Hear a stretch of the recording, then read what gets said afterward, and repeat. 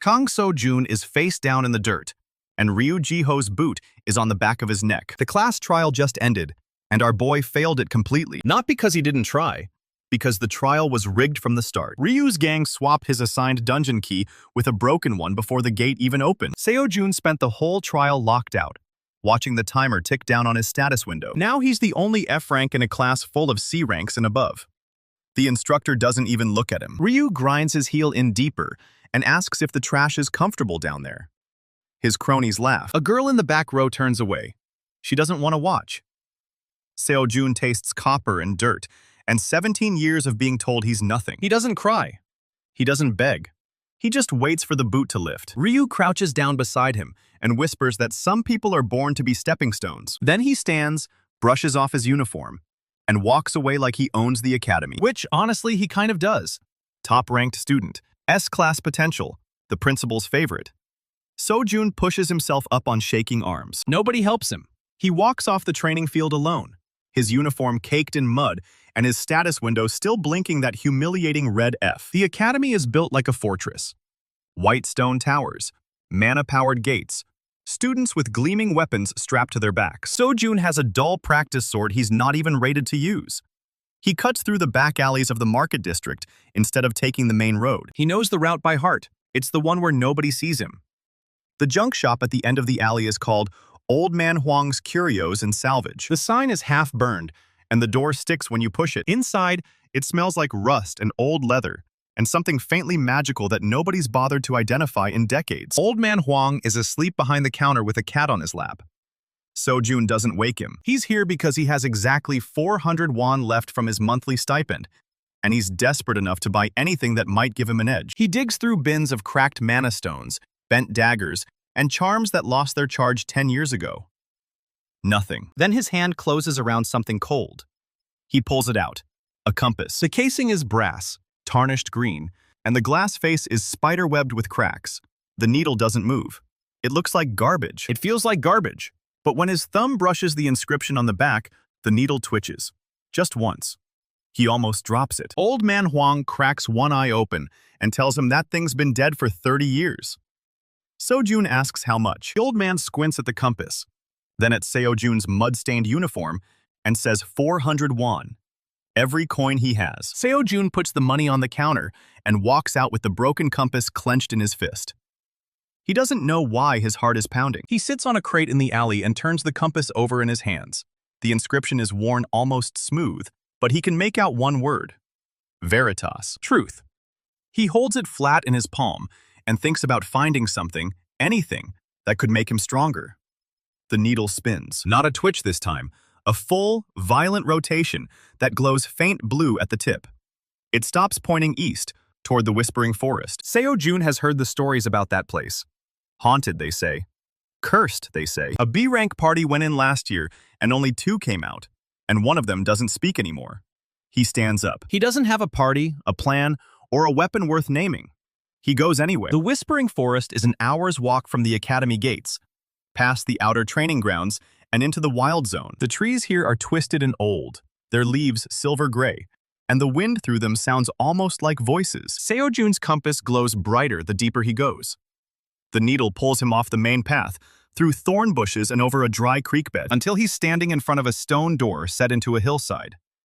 It's covered in vines and symbols he doesn't recognize. The compass vibrates in his hand. He pushes the door, and it swings open without a sound, like it's been waiting. Inside, the air is cold and still. A narrow passage slopes downward, lit by faint blue crystals embedded in the walls. The compass needle points straight ahead. Seo-jun walks for maybe 10 minutes before the passage opens into a circular chamber. In the center, on a stone pedestal, sits a ring. It's simple. A band of pale gold with a single white stone that pulses with soft light. The ring of the first light. He doesn't know the name yet. He just knows that the moment he sees it, something in his chest says mine. He reaches out and slides the ring onto his finger. The world goes white. Light floods the chamber, pours through his veins, rewrites something deep in his bones. A status window blinks open in front of him. New notifications piling up faster than he can read them. Artifact acquired. Strength enhanced. Skill unlocked. Shield of light. His F rank flickers once, then holds steady, not upgraded, but something underneath it has changed. He can feel it. He clenches his fist and the ring answers, a warm pulse running up his arm. He's never felt anything like this. He's never felt strong before. The moment shatters. A slow clap echoes from the passage behind him. Ryu Ji-ho steps into the chamber with 3 of his cronies flanking him, their weapons already drawn. He says he knew following the trash would lead to something interesting. Seo-jun's blood goes cold. Ryu's eyes lock onto the ring, and his smile sharpens. He says he'll take that. Seo-jun doesn't think.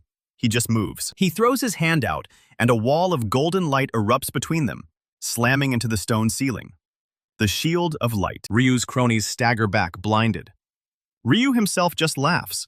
He says the trash found a toy. Then he draws his sword, Wind Fang, an A-rank blade that hums with compressed air mana, and slashes through the shield in one strike. The light shatters. Seo-jun is already running.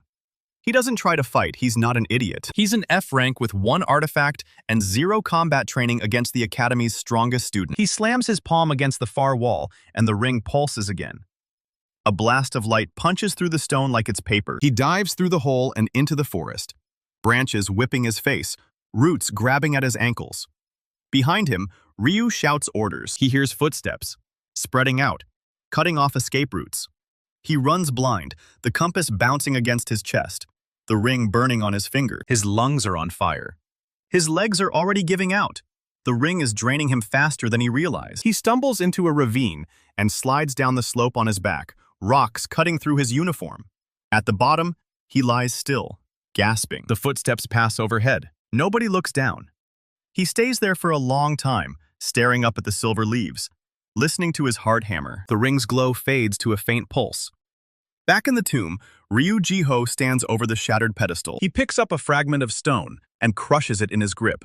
One of his cronies asks if they should keep searching. Ryu says no. He says let the trash run. He'll come back. They always come back. And when Seo-jun does, Ryu will take the ring, the compass, and everything else the idiot dug up. He swears it. He sends a system-wide message to every student in the academy. Kang Seo-jun is a thief who stole a restricted artifact. Anyone who aids him will face expulsion. The message pings on Seo-jun's status window while he's still lying in the ravine. He reads it twice, then he closes his eyes and lets the exhaustion take him. The ring's light dims to nothing. He wakes up hours later, stiff and freezing, with a headache that feels like someone drove a spike through his skull. The ring drained him to the edge of collapse. His status window shows a new debuff. Severe mana fatigue, 12-hour recovery. He sits up slowly and checks the compass. The needle is still now, resting. He figures it needs time to recharge too. He spends the morning hidden in the ravine, eating wild berries, and trying to understand what the ring actually does. He activates the shield of light again. It flickers for a few seconds, maybe 10, then vanishes. His stamina bar drops by a third, so it's a short burst, high-cost ability. He practices 3 more times before his body gives out, and he has to stop. Each time, the shield is a little more stable. He learns he can shape it. Flat wall, curved dome, tight barrier around his fist. Not bad. Not bad at all. Around noon, the compass needle stirs again. It pulls west this time, toward the Red Canyon. Seo-jun pushes himself upright. He's still exhausted, still hungry, still wearing a uniform that's more tear than fabric. But he has a ring that can stop a sword strike, and a compass that finds things nobody else can. For the first time in his life, he has a path forward. He follows it. The Red Canyon is a scar in the earth, all jagged rock and howling wind, the stone stained rust-colored from iron deposits. The compass leads him to a cave mouth halfway up the canyon wall. He climbs, hand over hand, the ring giving him just enough strength to grip the rock. Inside, the cave opens into a wide chamber with a single stone pedestal at its center. On the pedestal rests a gauntlet, heavy, gray, with runes carved into each knuckle. Seo-jun steps forward. A blade presses against his throat. A woman's voice tells him to stop right there. He freezes. Min-kyung steps out of the shadows, her short sword gleaming, her hunter's vest marked with the emblem of the Silver Wolf Guild. She's maybe 20, with sharp eyes and a stance that says she's been fighting since she could walk. She says the gauntlet is hers. Seo-jun says he found it first. She asks if he wants to argue with the sword at his throat. He swallows. Before either of them can move, voices echo from the canyon outside. Ryu's men. Min-kyung's eyes flick toward the entrance. Seo-jun sees his opening, not to fight her, but to talk. He says they can split the Gauntlet's power, or they can both lose it to Ryu's thugs. She stares at him for a long second. Then she lowers her blade. She says he'd better not be lying. They shake hands. Quick, businesslike. And Seo-jun grabs the Gauntlet off the pedestal. The moment his fingers close around it, the runes flare to life. Stone strength floods his arm. His grip could crush steel. He slides the Gauntlet onto his left hand and turns to face the cave entrance just as 3 of Ryu's cronies climb into view. They see the glowing ring, the stone gauntlet, and the hunter with the drawn sword. They hesitate. Seo-jun doesn't. He slams his gauntleted fist into the cave wall beside them. The whole wall cracks. Rocks tumble down, blocking the entrance, and the cronies scramble backward to avoid being crushed. Min-kyung grabs his arm and pulls him toward a side passage she spotted on her way in. They slip through as the cave-in seals the main chamber. Behind them, through the rock, they hear Ryu's men shouting. Seo-jun's status window pings. A new message from Ryu Ji-ho. Surrender the artifacts or face expulsion and criminal charges. Min-kyung reads it over his shoulder and snorts. She says that guy really doesn't like you. Seo-jun says the feeling is mutual. They emerge from the side passage onto a narrow ledge overlooking the canyon. The sun is setting, painting the red rock in shades of blood and gold. Seo-jun looks at the ring on his right hand and the gauntlet on his left. 2 legendary artifacts in 2 days. He's still an F rank. He's still the Academy's punching bag. But he's not the same kid who lay face down in the dirt with a boot on his neck. Min-kyung asks what his next move is. He looks at the compass, then at the horizon.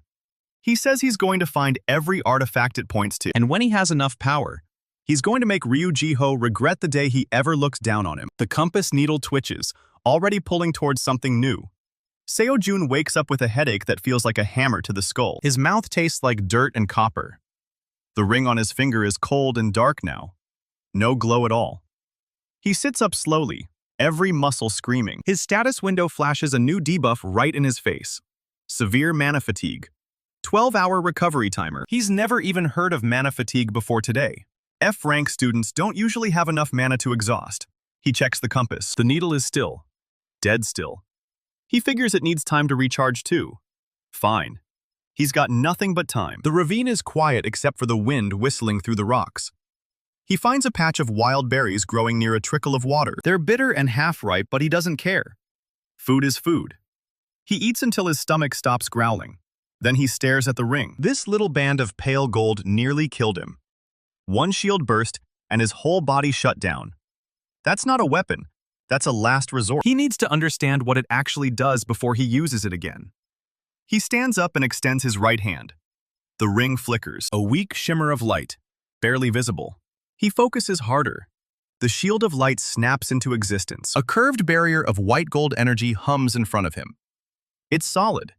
He can feel the weight of it like a wall pressed against his palm. 10 seconds later, it vanishes. His stamina bar drops by a third. So that's the cost. Short burst, high drain, not something he can spam. He sits down and waits for his stamina to recover. It takes about 20 minutes. Then he does it again. This time he tries to shape it. He imagines a flat wall instead of a dome. The light bends. It flattens out into a rectangular barrier about the size of a door. 10 seconds. Gone. His stamina drops again. He practices 3 more times before his body gives out completely. Each time the shield is a little more stable. He learns he can wrap it around his fist like a glowing gauntlet. He can curve it into a dome over his head. He can even angle it to deflect instead of block. Not bad. Not bad at all. For a kid who couldn't even throw a punch 2 days ago, this is insane progress. But he's still an F rank.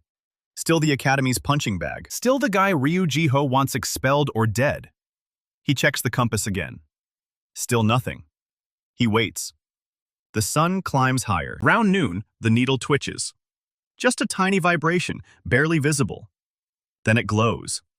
A soft blue pulse. The needle swings west. Seo-jun pushes himself upright. His legs are still weak. His head still throbs.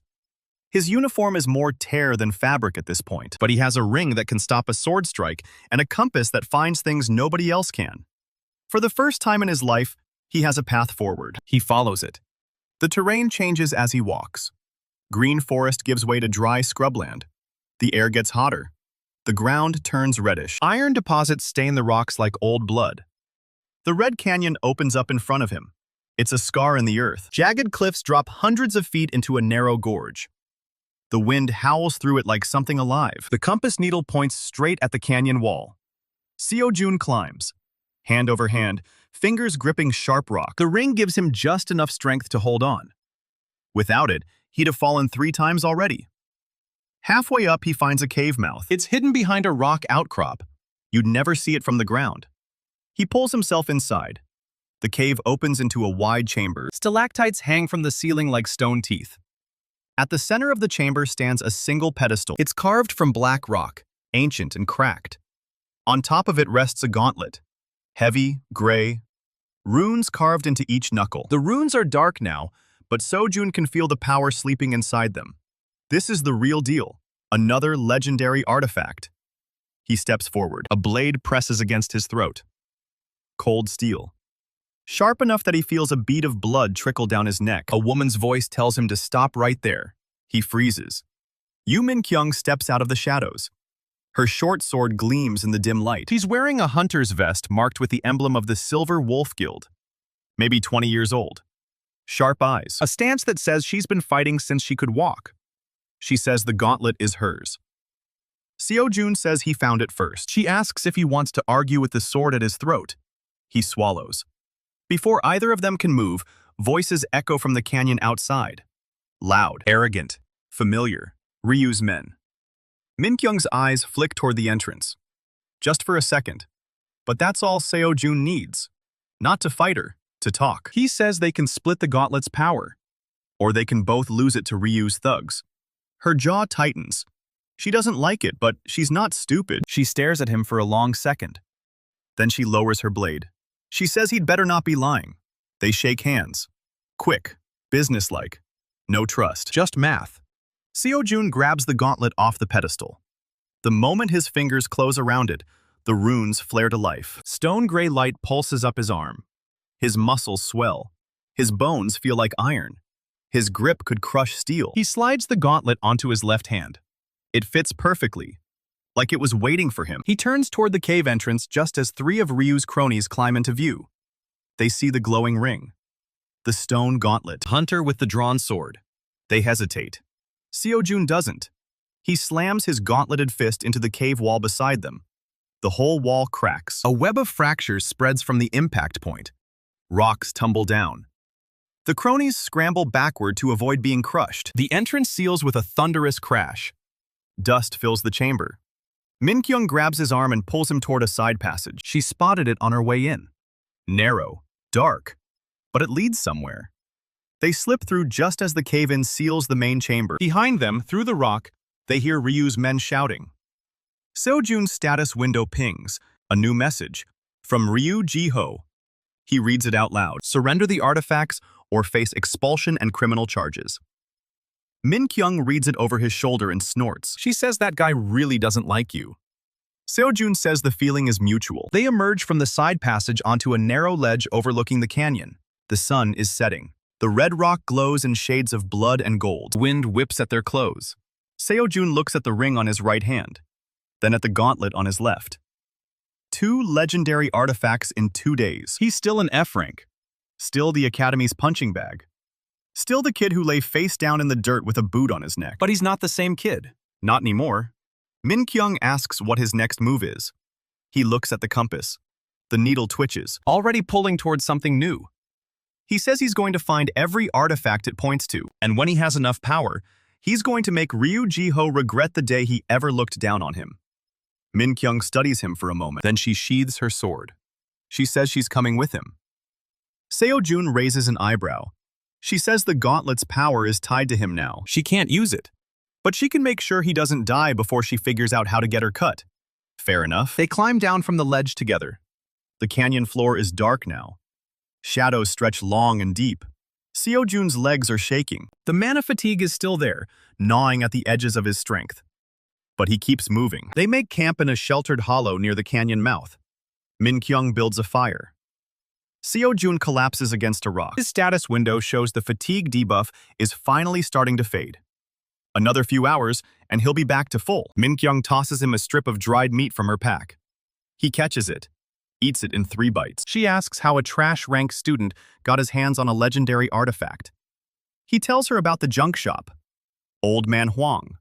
The broken compass. 401. She stares at him like he just said he bought a dragon egg at a flea market. She says that compass is worth more than every artifact in the Academy Vault combined. Seo-jun says he knows. She asks if he knows who made it. He shakes his head.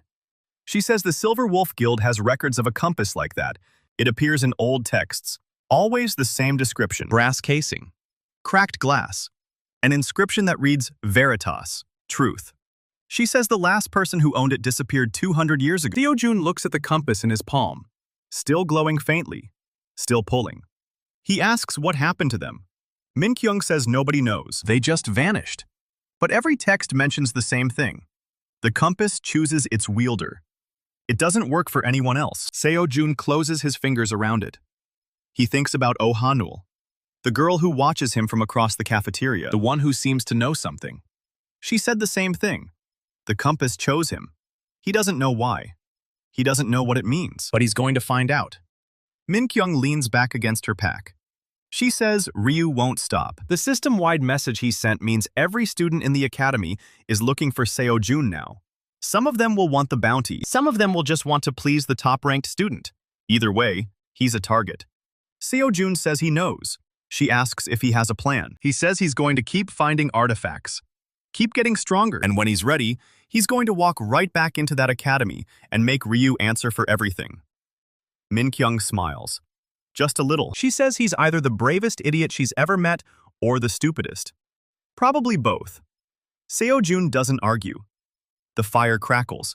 The stars come out. The compass needle glows softly in the dark, pointing west. Always west. Toward something new. Toward the next piece of the puzzle. Seo-jun closes his eyes. Tomorrow he'll follow it. Tomorrow he'll find another artifact. Tomorrow he'll get stronger. But tonight, he sleeps. And for the first time in years, he doesn't dream of failure. He dreams of light. The morning sun cuts through the canyon like a blade. Seo-jun wakes with a jolt, his back screaming from sleeping against rock. Min-kyung is already up, kicking dirt over the campfire. She says they've got company. He follows her gaze to the canyon rim. 3 figures stand silhouetted against the dawn. Academy uniforms. Ryu's hunters found them faster than expected.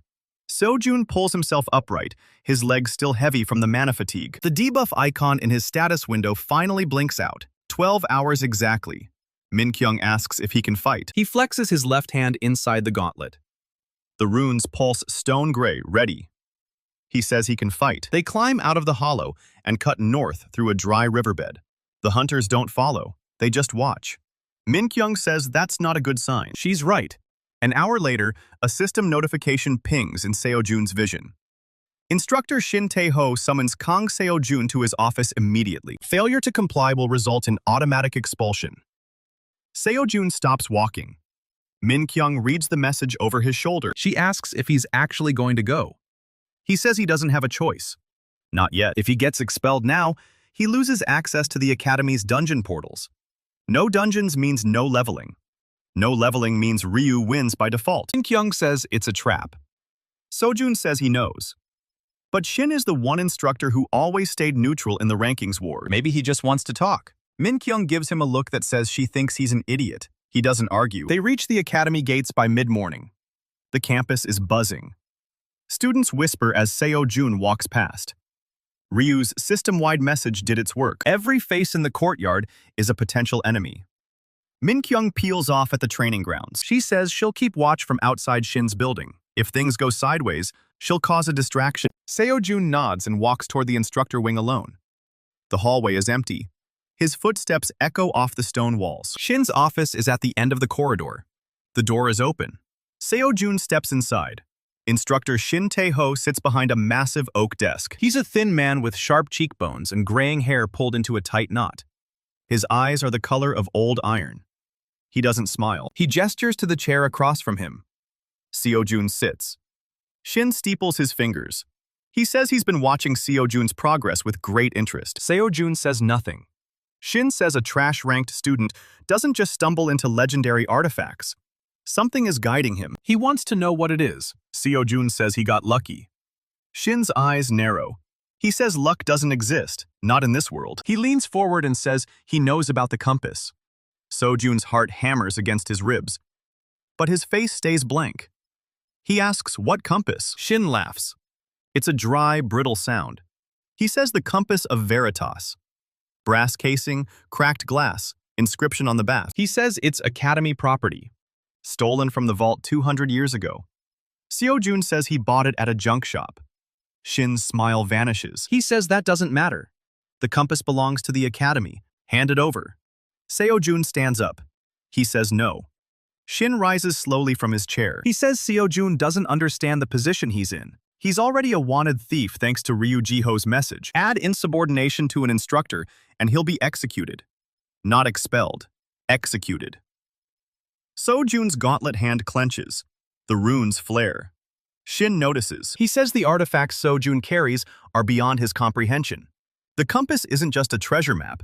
It's a key. A key to something that should stay buried. He says the last person who carried it tried to unseal something terrible. Something the Academy was founded to contain. Seo-jun asks what happened to them. Shin says they were killed.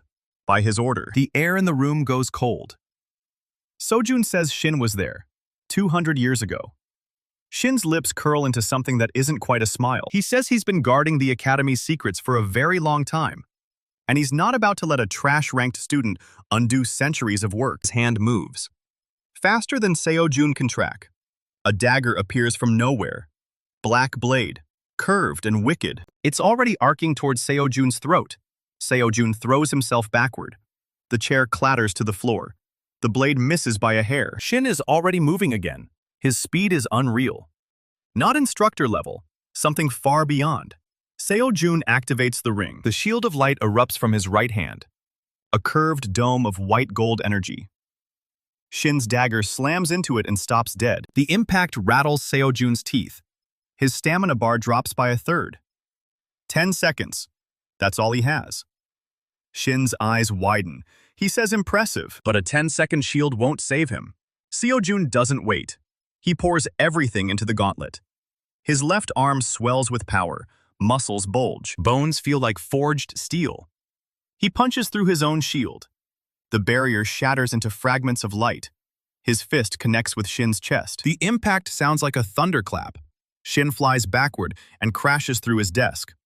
Wood splinters. Papers scatter. Shin lands in a heap against the far wall. He doesn't get up. Seo-jun doesn't wait to see if he's dead. He turns and runs. Window at the end of the hall is his target. Behind him, he hears Shin laugh. A wet, rasping sound. Shin says he'll find him. He'll always find him. The compass belongs to the Academy. Seo-jun dives through the window. Glass shatters around him. He's on the second floor. The ground rushes up. He tucks and rolls. His shoulder slams into packed dirt. Pain shoots through his arm. But he's alive. He's up and running before the glass finishes falling. The Academy grounds blur past. Students shout. Someone points. He doesn't stop. He cuts through the eastern gate and into the city streets. His lungs burn. His legs scream. The mana fatigue is gone, but the shield use drained him hard. His stamina bar is flashing red. He needs to hide. He ducks into an alley between two old stone buildings. The walls are slick with moss. The ground is littered with broken crates. He collapses behind a stack of rotting wood. His breath comes in ragged gasps. He checks his status window. Stamina at 8%. Ring on cooldown. Gauntlet still active but draining fast. He deactivates it, and the runes go dark. The alley is quiet. Too quiet. He hears footsteps. Slow. Deliberate. Someone is coming. He tries to stand. His legs won't cooperate. The footsteps stop at the mouth of the alley. A figure blocks the light. Small. Slender. Dark hair falling past her shoulders. Oh, Hanuel. She looks down at him with those unreadable eyes. She says he's bleeding. Seo-jun looks at his arm. A shard of glass is embedded in his forearm. He didn't even feel it. Adrenaline is a hell of a drug. Hanuel kneels beside him. She doesn't ask permission. She just places her palm over the wound. Golden light spills from her hand. Warm.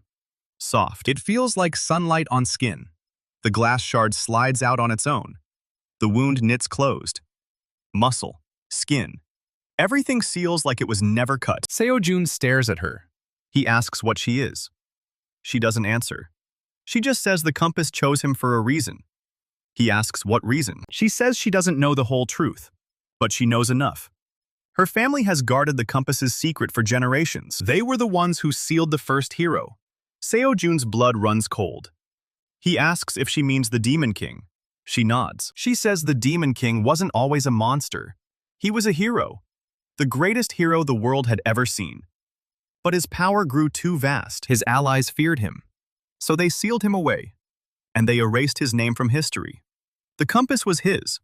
It was meant to guide his successor, someone worthy of freeing him. Seo-jun looks at the brass casing in his palm. The cracked glass. The inscription that reads, Veritas, truth. He asks if she expects him to free the Demon King. She says no. She expects him to make a choice.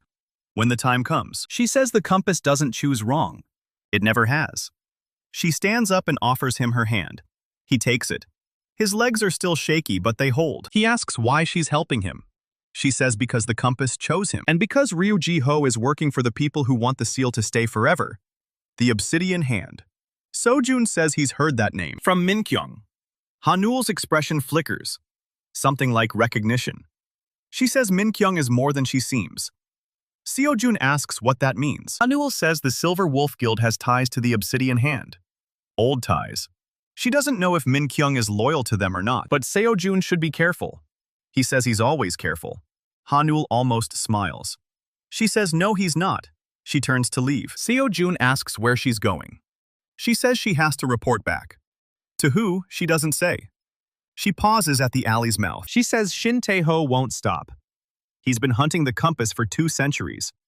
He'll tear the city apart to find it. Seo-jun asks if Shin is human. Hanul says he stopped being human a long time ago. Then she's gone. Vanished into the crowd like she was never there. Seo-jun leans against the alley wall. His head is spinning. The Demon King is actually the first hero.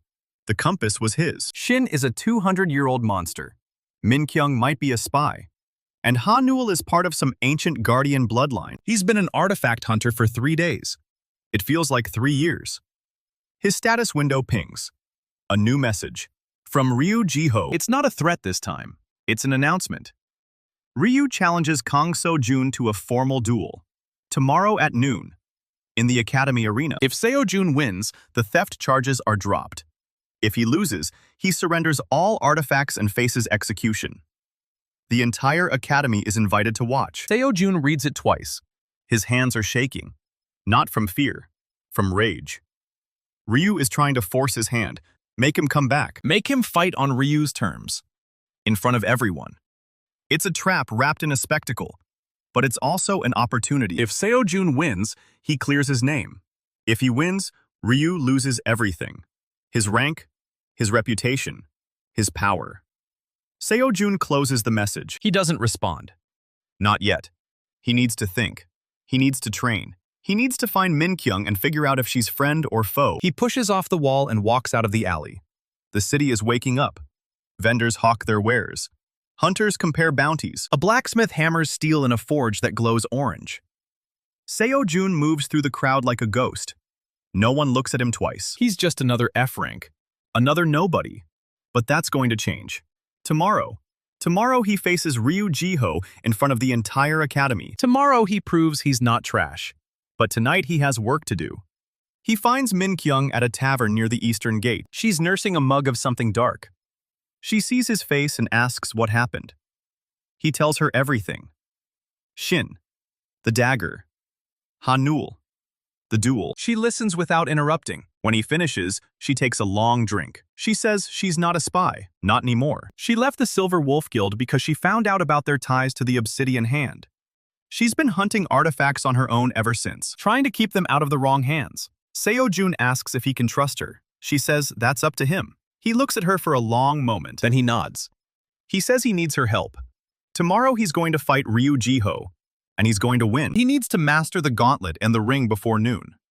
She asks if he slept at all. He says sleep is for people who aren't about to duel an S-rank psychopath. She sighs. She says he really is the stupidest brave idiot she's ever met. She stands up. She says they've got 12 hours. Let's make them count. The cafeteria goes dead silent the moment Ryu Ji-ho steps onto a table. He doesn't shout. He doesn't need to.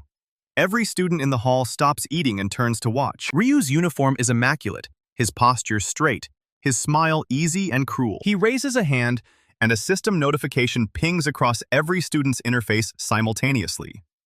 The message is short. Kang Seo-jun, the thief, the F-rank trash, is challenged to a formal duel.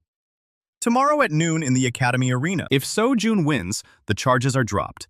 If he loses, he surrenders all artifacts and faces execution. The cafeteria erupts. Students laugh. Someone shouts that Seo-jun won't even show up. Another says he's probably hiding in a ditch somewhere. Ryu lets them talk. He lets the mockery build. Then he speaks, his voice carrying across the hall without effort. He says the academy has tolerated weakness for too long. He says a thief has no place among hunters. He says tomorrow he will demonstrate what happens to those who steal from their betters. The students cheer. Not because they respect Ryu, because they're afraid of him. And because watching an execution is easier than standing up to a monster. Seo-jun isn't in the cafeteria. He reads the message on his interface in a dusty training yard 3 miles from campus. Min-kyung is beside him, a wooden practice sword resting on her shoulder. She watches his face as he reads. She asks if he's going to accept. Seo-jun closes the message. He says he doesn't have a choice. Min-kyung says there's always a choice. She says running is a choice. She says living to fight another day is a choice. Seo-jun shakes his head. He says if he runs now, he'll never stop running. Ryu will own him forever. Every hunter in the continent will see the bounty and the charges, and they'll believe it. He'll be a thief until the day he dies, unless he proves them wrong. Min-kyung studies him for a long moment. Then she tosses him the wooden sword. She says if he's going to be stupid, he'd better be fast. They train for 6 hours straight. Min-kyung doesn't go easy. She's faster than anyone Seo-jun has ever sparred with. Her footwork is precise. Her strikes economical. Her feints brutal. She reads his movements before he makes them. Every time he swings, she's already somewhere else. Every time he blocks, she's already striking past his guard. She says he's too slow. She says he telegraphs every attack. She says his stance is garbage and his grip is worse. Seo-jun takes the hits. His arms bruise. His ribs ache. His legs burn. But he doesn't stop. He asks her to go again, and again, and again. By the 3rd hour, something shifts. He stops thinking about winning. He stops trying to land a hit. He just watches. He watches her feet. He watches her shoulders. He watches the tiny shift in her weight before she moves. And he starts to see it. Not fast enough to counter. Not yet. But he sees the pattern. Min-kyung notices. She says he's learning. She says most fighters never learn to read their opponent. They just swing harder. She says reading is better than swinging. Seo-jun asks if she can teach him to manage his stamina. The ring's shield drains 1/3 of his bar every time he uses it. If he uses it twice in a fight, he's running on fumes. If he uses it 3 times, he collapses. Min-kyung says stamina management isn't about holding back. It's about knowing when to spend. She says most hunters blow their best skills in the first 30 seconds. Then they're useless. She says the trick is to make the opponent spend first. Let them waste their mana. Let them exhaust their techniques. Then hit them with everything when they're empty. Seo-jun asks how he's supposed to do that against Ryu. Ryu has S-class potential. Ryu has Windfang, an A-rank sword that hums with compressed air mana. Ryu has years of training and a personal instructor, and the principal's favor. Min-kyung says none of that matters if Ryu gets angry. She says she's watched Ryu fight. He's precise, he's powerful, but he's proud. He doesn't like being embarrassed. He doesn't like looking weak. If Seo-jun can make him angry, Ryu will make mistakes. Seo-jun asks how he's supposed to embarrass someone who's trying to kill him. Min-kyung grins. She says that's the fun part. They train for 3 more hours. Min-kyung teaches him a feint. A simple one. Drop the shoulder left, step right, strike low. It's not flashy. It's not powerful, but it works. She says Ryu will expect Seo-jun to rely on the artifacts. The ring. The gauntlet. Everyone knows about them now. Ryu will be ready for a shield, or a strength-enhanced punch. He won't be ready for a basic feint from an F-rank nobody. Seo-jun practices the feint until his muscles scream. Until it's not a thought anymore. Until it's just what his body does. By the time the sun sets, he can land it on Min-kyung 1 time out of 5. She says that's good enough. She says the other 4 times, he'll just have to survive. Seo-jun collapses onto the dirt. His stamina bar is at 12%. His arms feel like lead. His legs are jelly. But his head is clear. For the first time since the alley, since Shin's dagger, since Ha Newell's golden light, he feels ready. Not confident, ready. Min-kyung sits down beside him. She asks if he's scared. Seo-jun says yes. She says good. She says fear keeps you alive. It's the hunters who aren't scared who die first. Seo-jun asks if she's ever fought someone stronger than her. She says every fight she's ever been in was against someone stronger. She says that's why she's still alive. She learned to fight smart, because she couldn't fight hard. Seo-jun looks at the sky. The stars are coming out. He says tomorrow he's either going to clear his name or die trying. Min-kyung says she'd prefer he didn't die. She says she's invested too much time in him already. Seo-jun almost laughs. It's the closest he's come to laughing in days. He says he'll do his best. She says his best better be enough. Noon arrives like a blade. The academy arena is packed. Every seat is filled. Students, instructors, even hunters from the city who heard about the duel and came to watch. The barrier around the arena floor hums with blue energy. It's designed to contain S-class attacks. It's designed to keep the audience safe. It's not designed to be fair. Ryu Ji-ho is already in the center of the arena when Seo-jun walks in. Ryu's uniform is pristine. Wind Fang hangs at his hip, the blade faintly vibrating with compressed air mana. He looks bored. He looks like he's already won. Seo-jun walks to his mark. His clothes are patched. His boots are scuffed. The gauntlet on his left hand pulses faintly, runes glowing stone gray. The ring on his right finger is quiet, waiting. The crowd murmurs. Someone shouts that the thief actually showed up. Someone else laughs. Seo-jun doesn't look at them. He looks at Ryu. Ryu smiles. He says he's surprised Seo-jun came. He says most cowards would have run. He says it's almost admirable. Almost. Seo-jun doesn't answer. The academy referee, a gray-haired instructor with a scar across his jaw, raises his hand. He recites the rules. No outside interference. No leaving the barrier. The duel ends when one combatant is unconscious, surrenders, or is dead. Ryu's smile widens at the last word. The referee drops his hand. The duel begins. Ryu moves first. Wind Fang clears its sheath in a blur. A crescent of compressed air slashes across the arena floor. Seo-jun throws himself sideways. The air blade carves a trench in the stone where he was standing. The crowd gasps. Ryu doesn't pause. He swings again. Another crescent. Another. Seo-jun dodges, rolls, scrambles. He can't outrun them forever. He activates the ring. The shield of light flares to life. A curved dome of white gold energy around his body. The next airblade hits the shield and shatters. Ryu's eyes narrow. He says the shield won't save him. He says it lasts 10 seconds. He says he can count. Seo-jun knows Ryu is right. The shield is a stopgap, not a solution. He needs to close the distance. He needs to get inside Wind Fang's range. He drops the shield and sprints. Ryu meets him head-on. Wind Fang hums as Ryu activates his first technique. Wind Step. His speed doubles. He's a blur of motion, striking from 3 angles at once. Seo-jun raises the gauntlet. He blocks one strike. The third slips past and cuts a gash across his shoulder. Blood sprays. The crowd roars. Seo-jun stumbles. Ryu presses the advantage. He says this is where the trash belongs. On its knees, bleeding.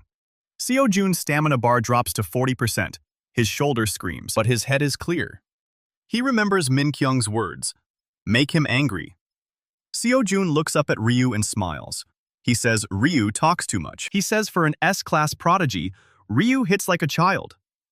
The crowd goes silent. Ryu's face twitches. His grip on Wind Fang tightens. He says Seo-jun will die with that smile on his face. He activates his second technique, Blood Rush, a forbidden skill. Red aura flares around Ryu's body. His muscles swell. His veins pulse black. His speed triples. The referee flinches. Someone in the crowd shouts that Blood Rush is illegal. No one stops the fight. Ryu becomes a crimson blur. He's faster than anything Seo-jun has ever seen. Faster than Min-kyung. Faster than Shin. Seo-jun can't track him. He can't block. He can't dodge. A kick crushes into his ribs. He flies backward and slams into the barrier. The blue energy crackles. Seo-jun drops to the ground. His stamina bar hits 20%.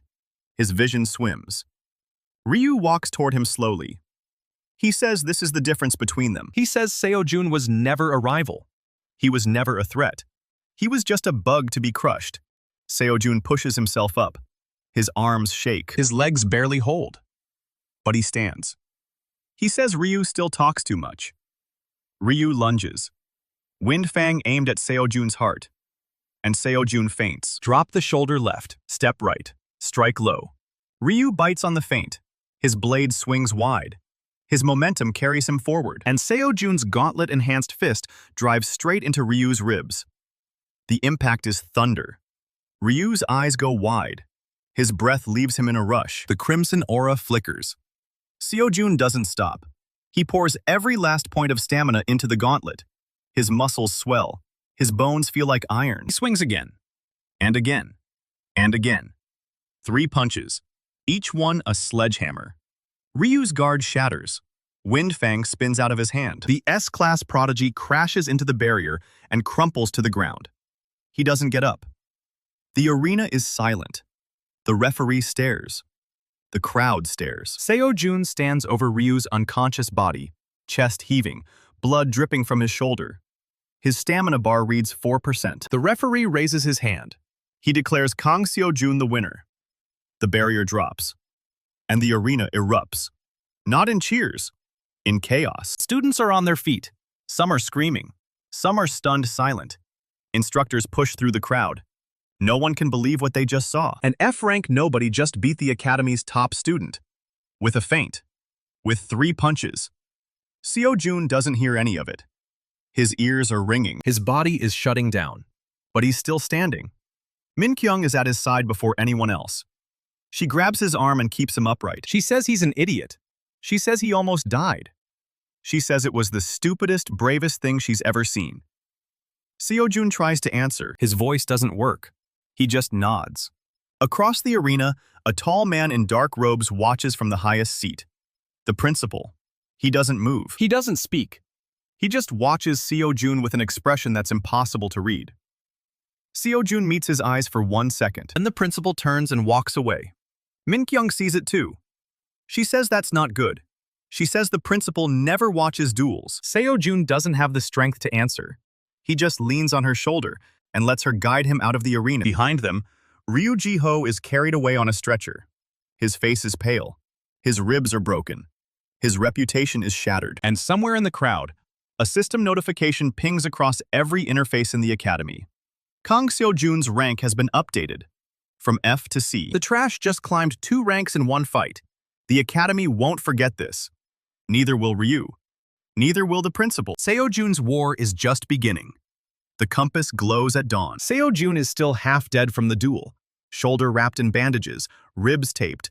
But the needle doesn't care about his sleep schedule. It pulses soft blue and points west. Min-kyung is already awake, sharpening a blade she borrowed from the academy armory. She says they're not waiting. She says the compass doesn't recharge on his schedule.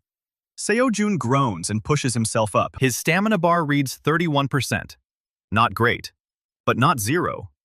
He grabs the compass and follows the needle. They leave before the academy wakes up. Path leads them out of the training grounds, past the eastern gate, and into the low hills beyond the campus wall. The needle grows brighter the farther they walk.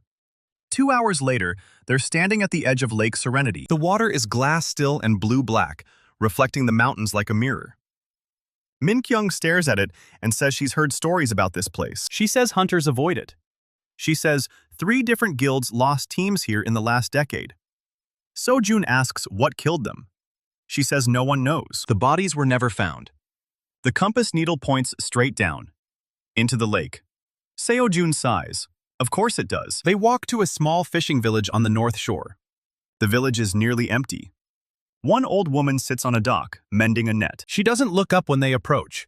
Min-kyung asks if anyone rents diving gear. The old woman points to a shack at the end of the dock without saying a word. Inside the shack, a grizzled man with 1 eye and 3 teeth counts their coins. He hands over 2 sets of gear. Tanks, masks, fins. Old but functional. He says the lake is deeper than it looks. He says some things down there don't like visitors. Then he laughs like it's a joke. It isn't. Seo-jun and Min-kyung suit up on the dock. The water is cold even through the gear. Seo-jun checks his stamina bar. 30%. It'll have to do. They dive. The lake swallows them whole. Sunlight fades after 20 meters. After 40 meters, it's pitch black. Seo-jun activates the ring just enough to cast a faint glow. The light reveals the underwater world. rock walls covered in glowing moss, fish with no eyes swimming in slow circles. The compass needle pulls them deeper. At 60 meters, they see it. A temple. Stone columns rising from the lake bed, covered in carvings so old they're barely visible. The structure is massive, easily the size of the academy's main hall. Min-kyung taps his shoulder and points to the entrance. A doorway framed by two stone serpents, mouths open, fangs bared. The compass needle locks onto it. They swim inside. The interior is dry, some kind of air pocket, held in place by ancient magic. Seo-jun pulls off his mask and breathes. The air tastes like copper and dust. Chamber is circular, walls lined with faded murals. Kings and queens wearing crowns of light, armies kneeling before them, the same crown in every painting. And there, on a pedestal in the center of the room, sits the real thing. A crown of pale silver, set with 7 gems that glow faintly even now. Seo-jun approaches it. The compass is vibrating in his hand. He reaches out and touches the crown. The moment his fingers make contact, his head floods with noise. Voices. Dozens of them. Min-kyung's thoughts slam into his brain first. She's wondering if this is a trap. She's calculating escape routes. She's worried about his injuries. Then the temple's thoughts. Ancient. Slow. Patient. It's been waiting for someone worthy for 3,000 years. Seo-jun staggers. The crown is reading everything around him and feeding it directly into his skull. He can hear the fish outside. He can hear the old woman on the dock thinking about her dead son. He can hear Min-kyung realizing what's happening. She says his eyes just turned silver. He puts the crown on. The voices sharpen. Every thought within 100 meters becomes crystal clear. Min-kyung is impressed. She's also a little afraid. She's thinking about the Silver Wolf Guild, about a contract she broke, about people who are still looking for her. Seo-jun doesn't pry. He pulls the crown off, and the voices stop. He tells Min-kyung what it does. She says that's either the best artifact they've found or the most dangerous. Probably both. That's when her tank gauge beeps. She checks it. Her face goes pale. The tank is empty. She says she checked it before they dove. She says it was full. Seo-jun checks his own tank. Still at 70%. He looks at her gear. The valve is loose. Deliberately loosened. Someone sabotaged her tank. The one-eyed man. Or someone who got to the gear before they did. Doesn't matter now. Min-kyung's breathing is already getting shallow. Seo-jun grabs her and pulls her toward the entrance. They share his tank, passing the regulator back and forth. The ascent is slow. Too slow. Every meter is a fight against the pressure and the cold and the clock. Min-kyung's lips are turning blue. Her thoughts are getting fuzzy. The crown is still in Seo-jun's hand, and he can hear her mind starting to drift. She's thinking about a mountain, about a cabin, about a dog she had when she was 12. He kicks harder. They break the surface gasping. Min-kyung coughs up water and drags herself onto the dock. Seo-jun collapses beside her. His stamina bar reads 9%. The crown is clutched against his chest. And standing at the end of the dock, waiting for them, is instructor Shin Tae-ho. He's not alone. 2 masked figures flank him, both in dark robes, both radiating mana thick enough to taste. Shin smiles. He says he was wondering how long they'd take. He says the compass is predictable once you understand its rhythm. He says he's been waiting here since sunrise. Min-kyung tries to stand. Her legs don't cooperate. Seo-jun pushes himself up instead. Shin says there's no need for violence. He says he's not here to fight. He says he's here to make an offer. Seo-jun tells him to go to hell. Shin laughs. He says Seo-jun doesn't understand what he's dealing with. He says the compass isn't just a tool. He says it's a leash. Seo-jun asks what that means. Shin says the compass was created to control something. Something buried deep beneath the continent. Something that the obsidian hand has been trying to reach for 2 centuries. He says Seo-jun is just the latest fool to pick up the leash. He says every previous owner died screaming. Seo-jun doesn't blink. He asks why Shin is telling him this. Shin says because he wants Seo-jun to understand. He says the obsidian hand doesn't want to kill him. They want to recruit him. He says Seo-jun's talent is wasted on the academy. He says with the artifacts he's collected, Seo-jun could be one of the most powerful hunters in the world. He says all he has to do is hand over the compass. Seo-jun slips the crown onto his head. Shin's thoughts hit him like a wave. Shin is lying about the recruitment offer. He plans to kill Seo-jun the moment the compass is in his hand. He's been ordered to retrieve it by any means necessary. The 2 masked figures are assassins. Rank A. Specialty: Silence. Shin is also thinking about a ritual. A chamber beneath the academy. A seal that requires the compass to break. And a name. Kang Seo-jun, the leader of the Obsidian Hand. Seo-jun pulls the crown off and looks at Min-kyung. He says they're not recruiting anyone. He says they're going to kill them both the second he hands over the compass. Shin's smile doesn't waver. He says that's a shame. He says he was hoping to do this the easy way. He raises his hand. The two assassins vanish. Not teleportation. Pure speed. Seo-jun activates the ring. The shield of light flares around him, and Min-kyung, just as the first assassin's blade strikes it. The impact rattles his bones. His stamina bar drops to 6%. The second assassin appears behind them. Min-kyung throws a knife she had hidden in her boot. It catches the assassin in the shoulder. Not fatal, but enough to make him pause. Seo-jun grabs Min-kyung and runs. The dock splinters behind them as Shin unleashes a wave of dark energy. They hit the tree line and don't look back. The forest is thick, ancient pines blocking the moonlight. Seo-jun can barely see. His stamina is gone. His shoulder is bleeding through the bandages. Min-kyung is still half drowned, but they keep moving. Behind them, Shin's voice echoes through the trees. He says running is pointless. He says the Obsidian Hand has eyes everywhere. He says Seo-jun will never be safe. Seo-jun doesn't answer. He just runs. The compass is still in his pocket. The crown is still in his hand. And somewhere in the dark, the assassins are still hunting. They don't stop until dawn. They collapse in a ravine 10 kilometers from the lake, lungs burning, bodies broken. Min-kyung checks her gear. She says they lost the assassins 2 hours ago. She says Shin gave up the chase at the ridge. Seo-jun nods. He doesn't have the energy to speak. He pulls out the compass. The needle is still. Recharging. He looks at the crown. 7 gems, 7 voices. He puts it on. The forest floods with thought. Birds worrying about predators. Deer calculating grazing paths. Min-kyung thinking about the one-eyed man, about who could have paid him, about whether the Silver Wolf Guild is involved. And then, faint but clear, a thought that doesn't belong to anything alive. It's coming from the compass. A single word, repeated over and over. Veritas. Veritas. Veritas. Seo-jun pulls off the crown. He tells Min-kyung the compass is trying to tell him something. She says it can wait. She says they need to rest. She says Shin knows what artifacts they have now. She says the next ambush won't be so sloppy. Seo-jun knows she's right, but he also knows they're running out of time. The Obsidian Hand isn't just hunting him anymore. They're hunting the compass and whatever it's leashed to. He closes his eyes. The crown hums softly in his grip. The compass rests against his chest. 2 artifacts down. More to come. And now, a name. Kang Seo-jun, the real enemy. The war is no longer just about the academy. The assassins close in from both sides. Seo-jun's stamina bar sits at 8%. He can't run. Min-kyung can barely stand. The shield of light flickers once and dies. Seo-jun raises both hands. He says they surrender. Min-kyung stares at him like he's lost his mind. She asks what he's doing. Seo-jun doesn't answer her. He watches Shin's face instead. Shin lowers his hand slowly. The assassins stop moving. Their blades hover inches from Seo-jun's throat. Shin says that's a wise decision. He says he was getting tired of chasing them anyway. One assassin produces black iron cuffs from his coat. The metal hums with suppression magic. Seo-jun feels the ring go cold on his finger the moment the cuff snaps around his wrist. The gauntlet's runes dim to nothing. Min-kyung gets the same treatment. She doesn't fight it. Her face is stone. Shin steps closer and pats Seo-jun down, takes the compass from his pocket. He holds it up to the light and smiles. He says 200 years of waiting, and it all comes down to this.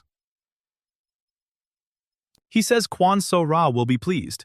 Seo-jun asks who Kang Seo-jun is. Shin ignores the question.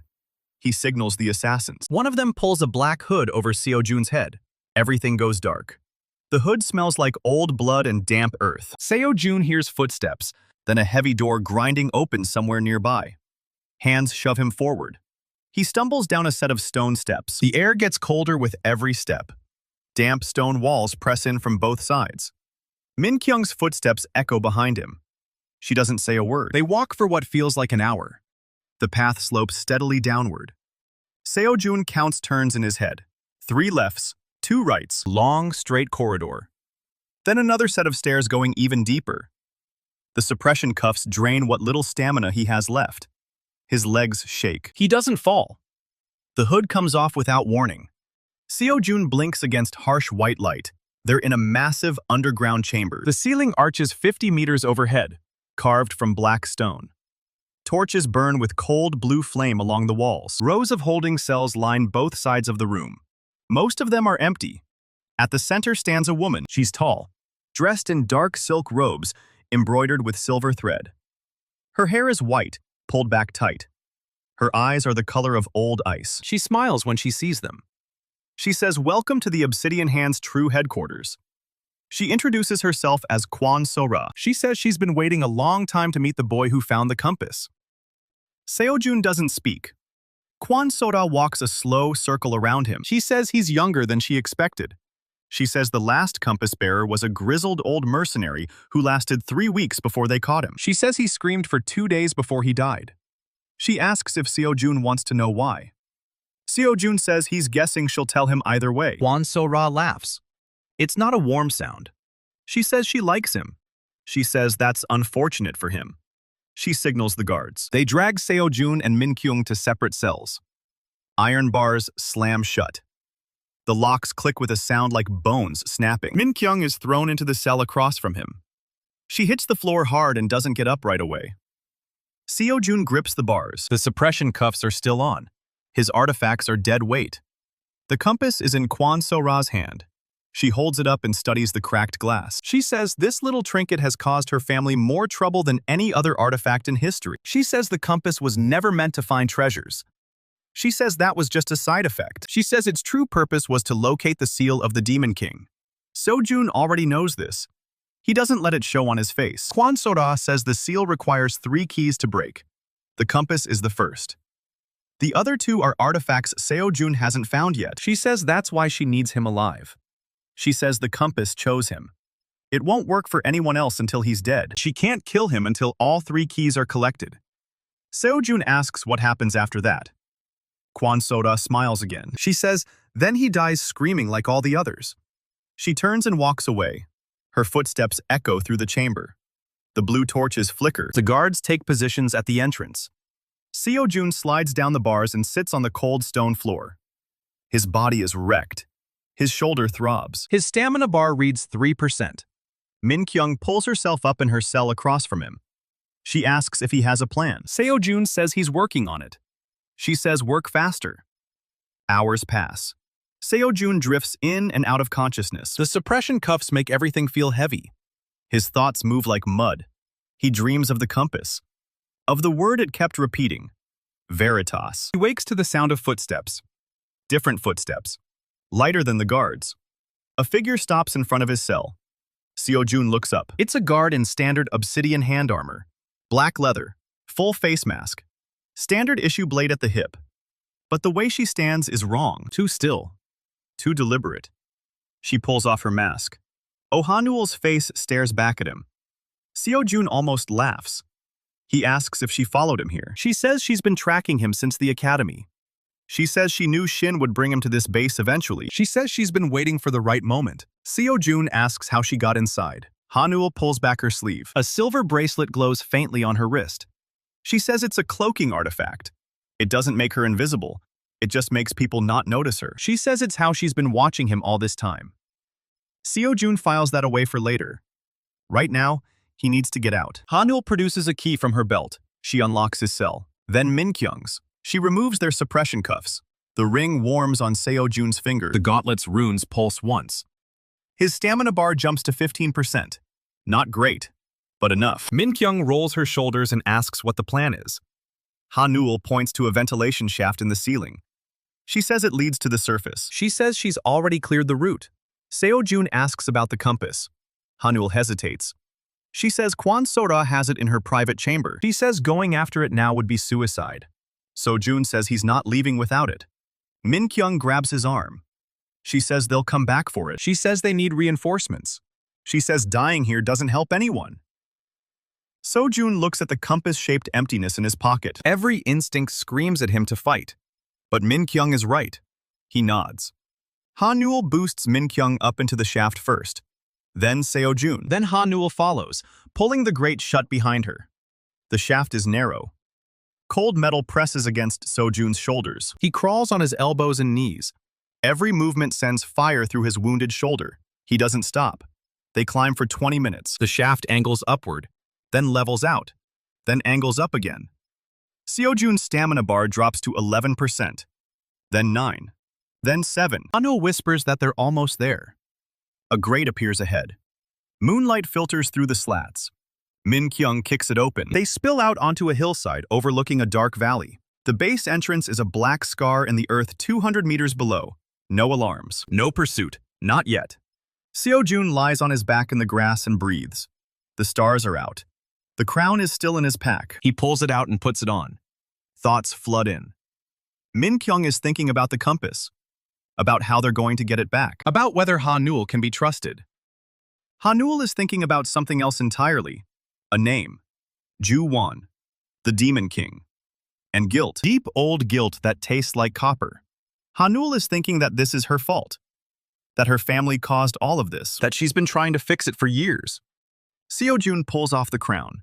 He sits up and looks at Ha-nul. He asks who she really is. Ha-nul doesn't meet his eyes. She says her family were the original guardians of the seal. She says they were the ones who helped trap the Demon King 2 centuries ago. She says the compass was made by her ancestors. She says it was never supposed to fall into the wrong hands. She says the obsidian hand has been hunting her family for generations. She's the last one left. Min-kyung asks why she didn't tell them this before. Ha-nul says she was afraid. She says every person who's learned the truth has ended up dead. She says the obsidian hand doesn't just want to free the Demon King. They want to control him. They want to use his power to reshape the world.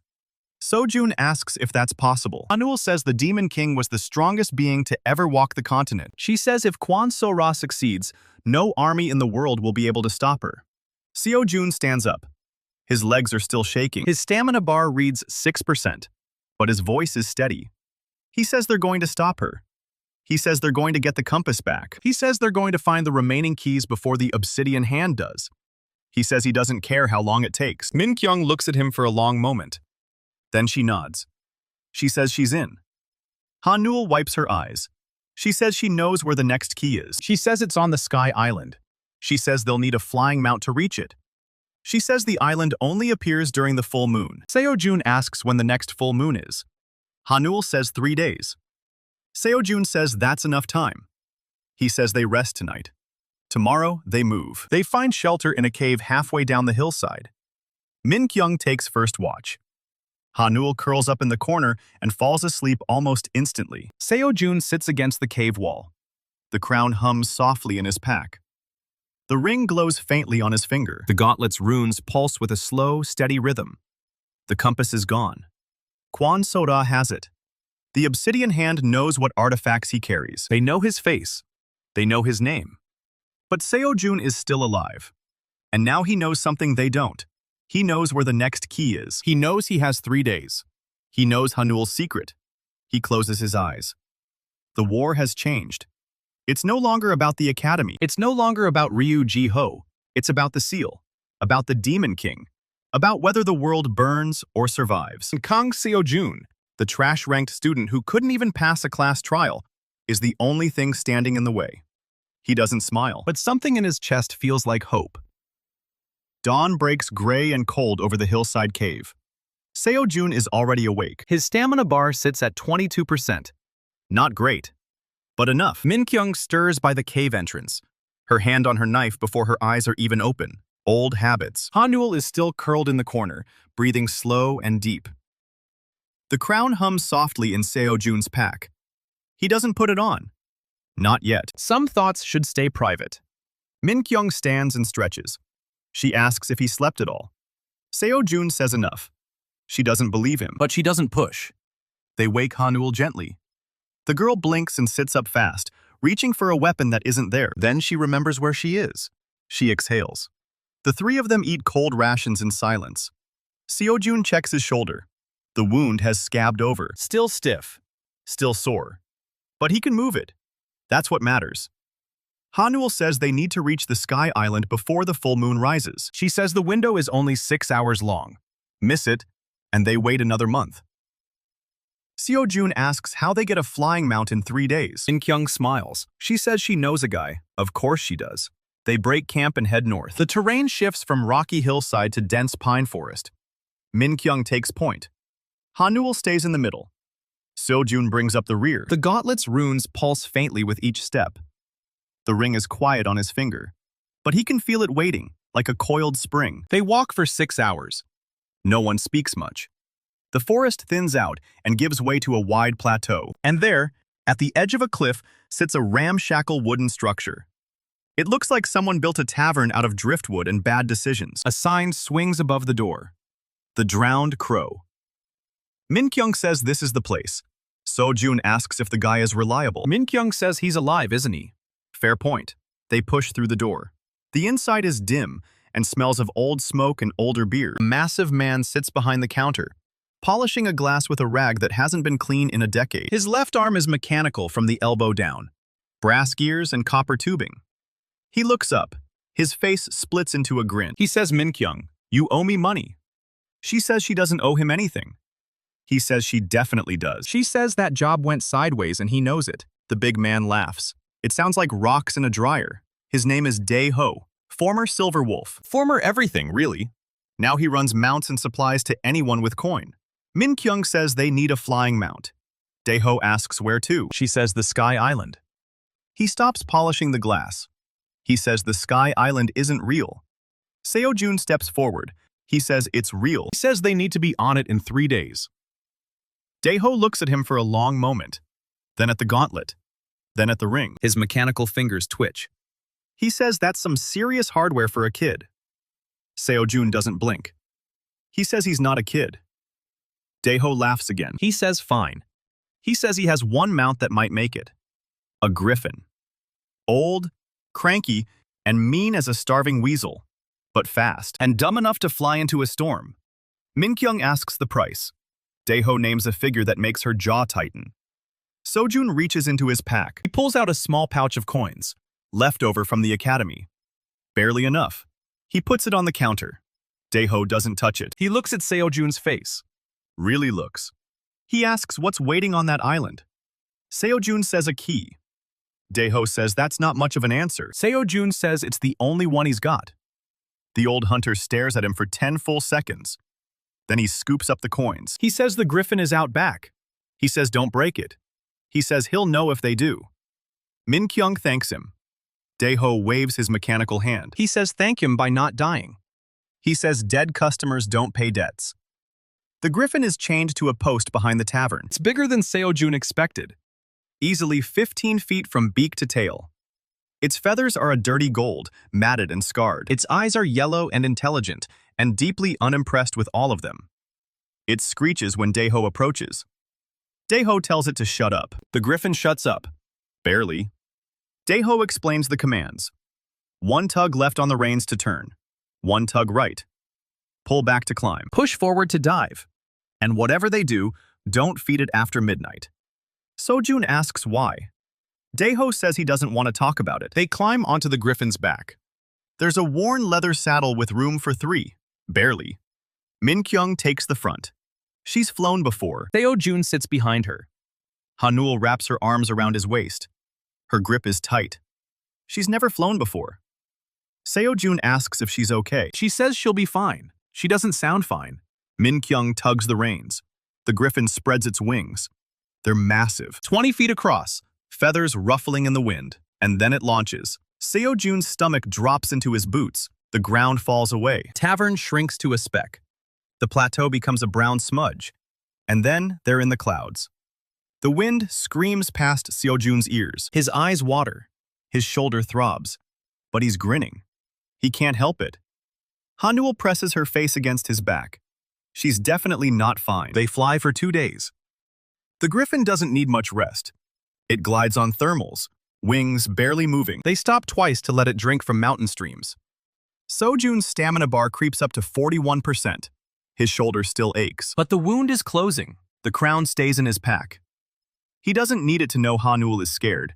He can feel it in the way she holds on. On the 3rd day, the sky changes. The clouds thin out. The air grows cold and sharp, and there it is. The Sky Island. It hangs in the air like a wound in the world. A floating mass of black rock and green vegetation. Waterfalls spill off its edges and vanish into mist. A temple sits at its center. White stone. Pillars that glow with faint blue light. Min-kyung guides the griffin toward it. The beast screeches. It doesn't want to land. Min-kyung tugs the reins harder. The griffin descends. They touch down on a flat stone platform at the island's edge. The moment they dismount, the griffin launches back into the sky. Seo-jun watches it go. Min-kyung says it'll come back when they call. She hopes. Hanul's legs buckle. Seo-jun catches her. She steadies herself and nods. She's okay. They move toward the temple. The path is lined with statues. Warriors in ancient armor. Their faces are worn smooth by centuries of wind. Their hands grip stone weapons, swords, spears, axes, all pointed toward the temple entrance. Like a warning, the temple doors are open. Inside, the air is still and cold. Blue torches line the walls. Their flames don't flicker. The main chamber is a vast circle. A pedestal stands at its center, and on that pedestal rests a spear. It's beautiful. 7 feet of pale silver metal. The blade is shaped like a rising sun. Runes spiral down the shaft. They glow faint gold. The Spear of Dawn. Seo-jun takes a step forward. The floor shakes. A grinding sound echoes through the chamber. Stone scrapes against stone. And then it rises. A golem, 12 feet tall. Its body is carved from the same black rock as the island. Its eyes are empty sockets. Its fists are the size of Seo-jun's chest. Steps off its plinth and blocks the path to the spear. Min-kyung draws her knife. Seo-jun raises the gauntlet.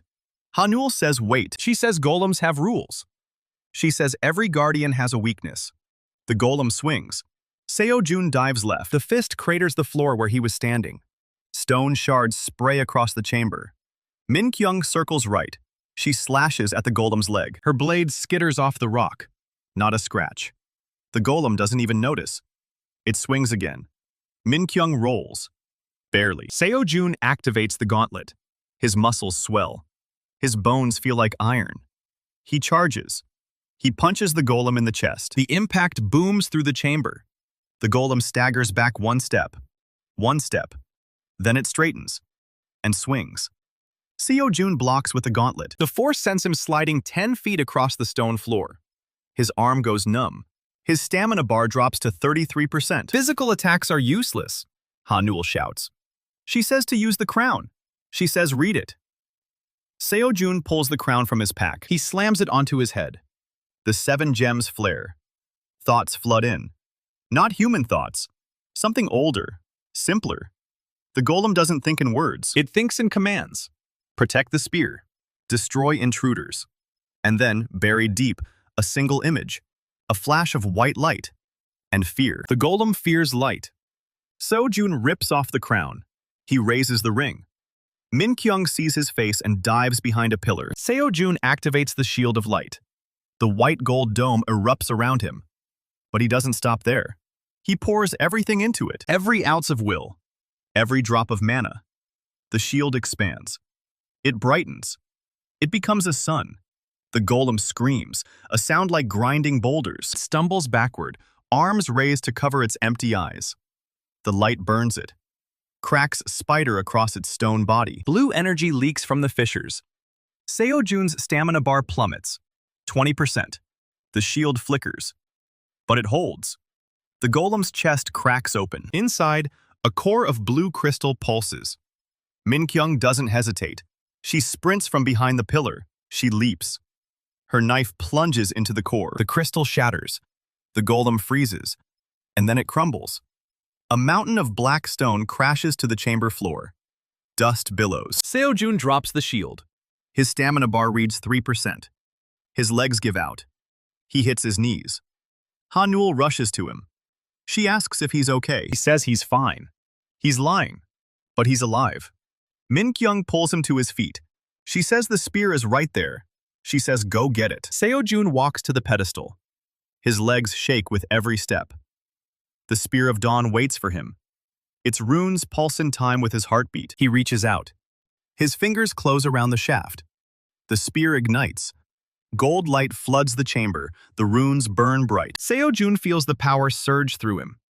It's different from the ring, different from the gauntlet. This is pure offense, pure destruction. The spear hums in his grip like it's been waiting for him, like it's hungry. He lifts it. The blade catches the torchlight and throws it back tenfold. He feels like he could pierce the sky. And then the temple doors slam shut. Seo-jun spins. Figures fill the entrance, 10 of them, obsidian hand soldiers in black armor. And at their front, a familiar face, Ryu Ji-ho. His ribs are still bandaged from their duel. His eyes are bright, too bright. And his aura is wrong, darker, thicker. He smiles. He says he's been waiting for them. He says Kang Seo-jun sends her regards. He raises his hand. A black blade forms in his grip. Not Windfang. Something new, something corrupted. Ryu says he joined the winning side. He says Seo-jun should have stayed in that cave. He attacks. Ryu Ji-ho moves fast. Too fast. The black blade in his hand isn't Windfang anymore. It's something else. Something wrong. The edge drips shadow like ink bleeding into water. He closes the distance in a heartbeat. Seo-jun barely gets the Spear of Dawn up in time. The blades crash. Gold light meets black corruption. Impact shakes the temple. Dust rains from the ceiling. Seo-jun's arms scream. His stamina bar is already at 3%. He can't take many hits like this. Ryu grins. His eyes are wild. The pupils are gone, just black. He says he's been waiting for this rematch. He says Seo-jun got lucky in the arena. He says luck won't save him now. Ryu swings again. Seo-jun sidesteps. The black blade shears through a stone pillar like it's paper. The pillar collapses. Ryu kicks Seo-jun in the chest. The boot lands square on his sternum. Seo-jun flies backward. He crashes into the pedestal. The Spear of Dawn clatters from his grip. His stamina bar drops to 2%. Min-kyung shouts his name. She charges at Ryu. Her knife flashes. Ryu doesn't even look at her. He backhands her. One strike. She slams into the wall and crumples. Doesn't get up. Hanul raises her hands. Golden light gathers at her palms. Ryu turns. His black blade extends. It stretches like a whip. It wraps around Hanul's wrist. She screams. The golden light dies. Ryu yanks her forward. She hits the stone floor hard. He says the Guardians were always weak. He says her family should have died out centuries ago. Seo-jun forces himself to his knees. His vision swims. The obsidian hand soldiers fan out behind Ryu. 10 of them. Black armor. Blank helmets. They don't move. They're waiting for orders. Ryu picks up the Spear of Dawn. He examines it. The runes flicker. They don't glow for him. He tosses it aside. It clatters across the stone. He says the artifacts only answer to Seo-jun. He says that's fine. He says Kang Seo-jun doesn't need the artifacts to work. She just needs them in one place. Seo-jun's hand moves to his pack. The crown of truth is still inside. His fingers brush the silver. Ryu sees the movement. He's on Seo-jun in an instant. Black blade presses against Seo-jun's throat. Cold. Wrong. It doesn't feel like metal. It feels like absence. Ryu says to hand over the ring and the gauntlet. He says to do it now. He says if Seo-jun refuses, Min-kyung dies first. Then Hanul. Then Seo-jun watches them bleed out before Ryu takes the artifacts anyway. Seo-jun looks at Min-kyung. She's still. Blood mats her hair. He looks at Hanul. She's on her knees. Her wrist is burned black where the shadow whip touched her. Her eyes are defiant. But she's shaking. Seo-jun's stamina bar is at 2%. He has nothing left. The shield of light won't last 2 seconds. The gauntlet won't give him enough strength to overpower Ryu. Not like this. He pulls the ring off his finger. He sets it on the stone. Pulls off the gauntlet. He sets it beside the ring. Ryu smiles. He says that wasn't so hard. He kicks the ring toward one of the soldiers. The soldier picks it up. Ryu tells another soldier to take the gauntlet. The soldier obeys. Ryu says to take the spear too. He says Kang Seo-jun wants everything. Seo-jun stays on his knees. His hands are empty. His artifacts are gone. His friends are down. His stamina is gone. And Ryu Ji-ho is standing over him with a blade made of nightmares. Ryu says Seo-jun looks pathetic. He says this is where trash belongs. On its knees. He raises the black blade. He says Kang Seo-jun ordered him to bring Seo-jun alive. He says he's going to disobey that order. He says some things are worth the punishment. The blade comes down. Min-kyung moves. She wasn't unconscious, she was waiting. She throws herself between Ryu and Seo-jun. The black blade catches her across the chest. She doesn't scream, she just gasps. A wet sound. She hits the ground. Blood pools beneath her. Too much blood. Seo-jun screams her name. Ryu looks down at her. He looks annoyed. He says she was always in the way. He raises the blade again.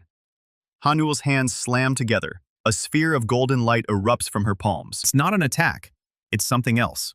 The light expands. It swallows Seo-jun. It swallows Min-kyung. It swallows Hanul. Ryu shouts. The black blade slashes through the light, but it cuts nothing. The light collapses. And they're gone. They land hard. Stone beneath them. Cold air. Darkness. A cave. Hanul collapses the moment they materialize. Her nose is bleeding. Her eyes are unfocused. She says she can't do that again. She says the teleportation spell burned through everything she had. Then she goes limp. Seo-jun crawls to Min-kyung.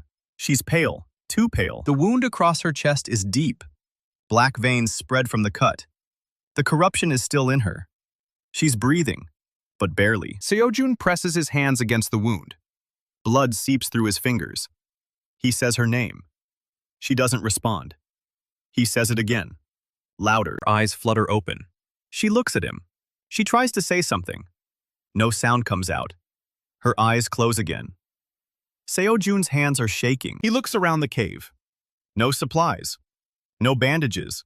No potions. Nothing. The ring is gone. The gauntlet is gone. The spear is gone. All he has is the crown of truth in his pack. And the compass. The compass is gone too. Kwan So-ra has it. He has nothing. He has less than nothing. He looks at Min-kyung, dying. He looks at Hanul, unconscious. And he knows this is his fault. He led them to that temple. He walked into Ryu's trap. He surrendered the artifacts. And now Min-kyung is bleeding out on a cave floor because she threw herself in front of a blade meant for him. He clenches his fists. His nails dig into his palms. Blood drips. He doesn't feel it.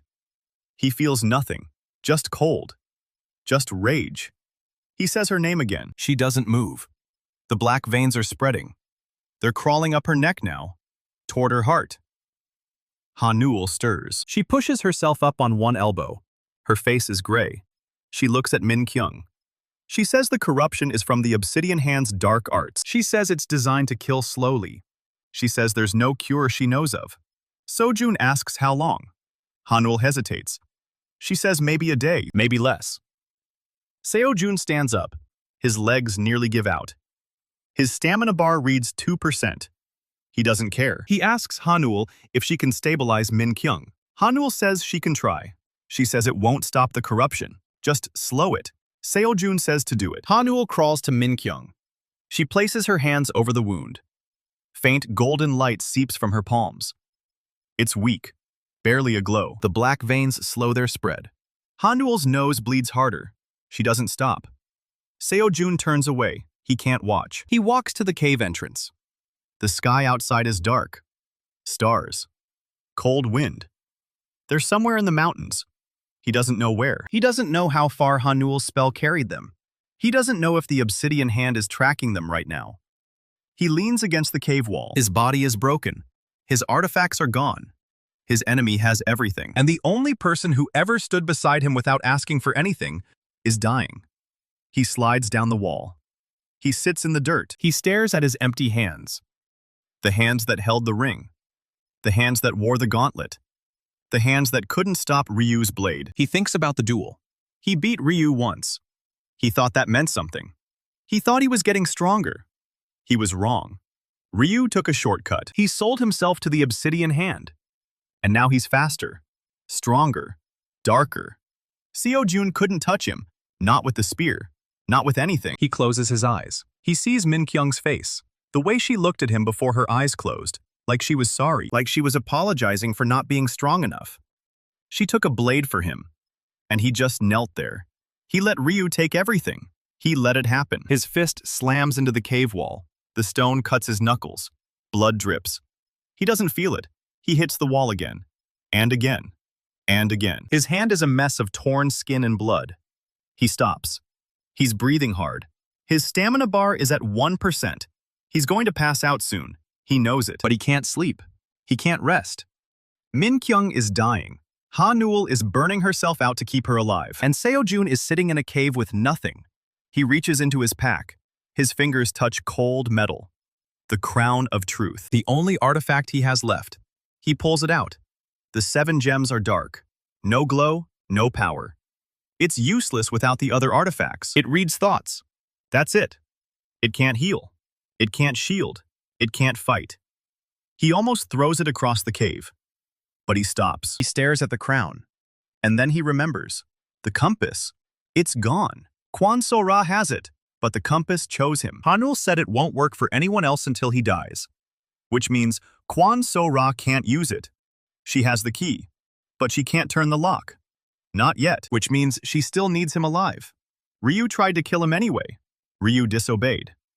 Seo-jun files that away. Ryu is reckless. Ryu is emotional. Ryu can be baited. He's done it before. He can do it again.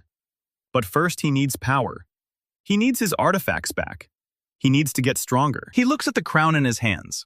It's not a weapon, but it's something. It's a tool. And tools are only as good as the person using them. He puts the crown on. The gems stay dark. But he feels it. A faint hum. A connection. The crown is still linked to him. Just like the compass was. He closes his eyes. He focuses. He thinks about the compass. He thinks about the ring. He thinks about the gauntlet. He thinks about the spear. He reaches for them. The crown's gems flicker. A spark of light. And then he feels it. A pull. Faint. Distant. But there. Compass is calling to him. Even now. Even without it in his hands. The connection isn't broken. It's just stretched. He opens his eyes. He knows where the compass is. Not exactly, but direction, distance. It's moving, heading east, fast. Kang Seo-jun is on the move. He pulls off the crown. His heart is pounding. The connection is still there. He can find them. He can track them. But he can't fight them. Not like this. Not with nothing. He looks back at Min-kyung. Ha-nul is still working on her. The golden light is barely visible now. Ha-nul is swaying. She's going to collapse any second. Seo-jun stands up. His legs hold. Barely. He walks back to them. He kneels beside Min-kyung. Her face is white. The black veins have reached her jaw. But they've stopped spreading. Ha-nul's hands drop. She says she's done everything she can. She says the corruption is contained for now. She says it won't hold forever. Seo-jun asks how long. Ha-nul says 2 days. Maybe 3. And she collapses. Seo-jun catches her before she hits the stone. He lays her down gently. 2 people down. 1% stamina. No weapons. No artifacts except a crown that reads thoughts. Enemies with all the power. And a clock ticking on Min-kyung's life. Seo-jun sits in the dark. He doesn't sleep. He doesn't move. He just thinks. He thinks about every mistake he made. He thinks about every warning he ignored. He thinks about Ha-nul telling him the obsidian hand has been hunting her family for generations. He thinks about Kang Seo-jun's smile when she took the compass. He thinks about Ryu's black eyes. He thinks about Min-kyung's blood on his hands. And then he stops thinking. He reaches into his pack. He pulls out the crown. He puts it on. The gems stay dark. But the hum is there. The connection. He closes his eyes. He doesn't reach for the compass this time. He reaches for something else. He reaches for the artifacts. All of them. The ring, the gauntlet, the spear. He pictures them in his mind. He pictures their light, their power, their purpose. And he asks the crown to show him where they are. The gems flare, bright, blinding. 7 voices flood his skull. Not words, images. He sees the ring. It's in a dark room. Stone walls, torches, a table. The ring sits on the table. Beside it, the gauntlet. Beside that, the spear. And beside the spear, the compass. All 4 artifacts. Together. In one place. He sees hands reaching for them. Gloved hands. Delicate. Kang Seo-jun. She's speaking. He can't hear the words. But he sees her lips move. She's giving orders. Soldiers move behind her. They're preparing something. A ritual. A circle drawn on the floor. Runes. Candles. The seal. She's going to try to use the artifacts, even without him. She's going to try to break the seal. The vision cuts. Seo-jun gasps. The crown's gems go dark. He rips it off his head. His nose is bleeding. His ears are ringing. But he saw it. He saw where they are. He saw what they're doing. He knows. He stands up. His stamina bar reads 2%. He doesn't care. He walks to the cave entrance. The sky is still dark. Dawn is hours away. He looks east, toward where the compass is, toward where Kang Seo-jun is preparing to break the seal, toward where his artifacts are waiting. He says he's coming for them. He says he's coming for all of them. He clenches his fists. The cuts on his knuckles split open. Fresh blood drips. He doesn't feel it. He turns back to the cave. Min-kyung is still breathing. Hanul is still unconscious. 2 days. Maybe 3. That's all the time he has. He kneels beside Min-kyung. He says he's going to get the artifacts back. He says he's going to find a cure. He says he's not going to let her die. She doesn't respond. She can't hear him. But he says it anyway. He says it because he needs to hear it. He needs to believe it. He stands up. He looks at the crown of truth in his hands. It's not a weapon, but it's a start. He puts it back in his pack. He takes a deep breath. His body is broken. His stamina is gone. His friends are down. His enemies have everything. But he's still alive. And as long as he's alive, he can fight. He steps out of the cave. The cold wind hits his face. The stars are bright overhead. Somewhere out there, the compass is waiting for him. It chose him. It won't work for anyone else. Kang Seo-jun can gather all the artifacts she wants. She can draw all the ritual circles she wants. But without him, the seal stays closed. He's the key, not the compass. Him. And he's going to make them understand that. He starts walking, east, into the dark, into the mountains, alone. The Valley of Echoes isn't a valley at all. It's a wound in the earth. Black rock walls rise 300 feet on either side. The entrance is a crack barely wide enough for a man to walk through sideways. Seo-jun slips inside just as the first gray light of dawn touches the peaks. His stamina bar reads 2%. His shoulder wound pulls with every step. He doesn't stop. The crown is in his pack. The compass is gone. Min-kyung is dying. Hanul is unconscious. He has 2 days, maybe 3. He walks into the dark. The walls close in. The air gets cold. And then the silence hits. Not quiet. Silence. Total. Absolute. His boots on the stone make no sound. His breathing makes no sound. His heartbeat makes no sound. He can't even hear his own thoughts. The crown hums faintly against his skull through the pack. He pulls it out. Puts it on. The gems stay dark. But the hum gets louder, and then he hears something. Not a sound. A thought. Faint. Hungry. Watching. He stops walking. Looks up. The walls are not walls. They're covered in creatures. Dozens of them. Hundreds. Gray skin stretched tight over long limbs. No eyes. Just gaping mouths frozen mid-scream. They're not moving. They're waiting. For sound. Seo-jun doesn't breathe. He remembers the crown. He focuses. Reaches out with it. The creature nearest him is thinking one word. Over and over. Hungry. Hungry. Hungry. He steps forward. His boot touches a loose stone. It shifts. No sound escapes. But the creature's head snaps toward him anyway. It felt the vibration. The crown picks up the shift in its thoughts. Found you. Seo-jun moves. He doesn't run. Running makes vibration. He walks. Slow. Deliberate. Each step placed on solid rock. The creature drops from the wall, lands 10 feet behind him. No sound. Just the impact shuddering through the stone. The crown catches its intent. It's not attacking yet. It's hunting. Testing. Waiting for him to make noise. He keeps walking. The valley floor slopes downward. The walls get higher. The dark gets deeper. More creatures drop from above. They follow him in a silent procession. Gray bodies flowing over the rocks like oil. Their mouths open and close, screaming nothing. The crown is picking up fragments now. Not just hunger, something else. Fear.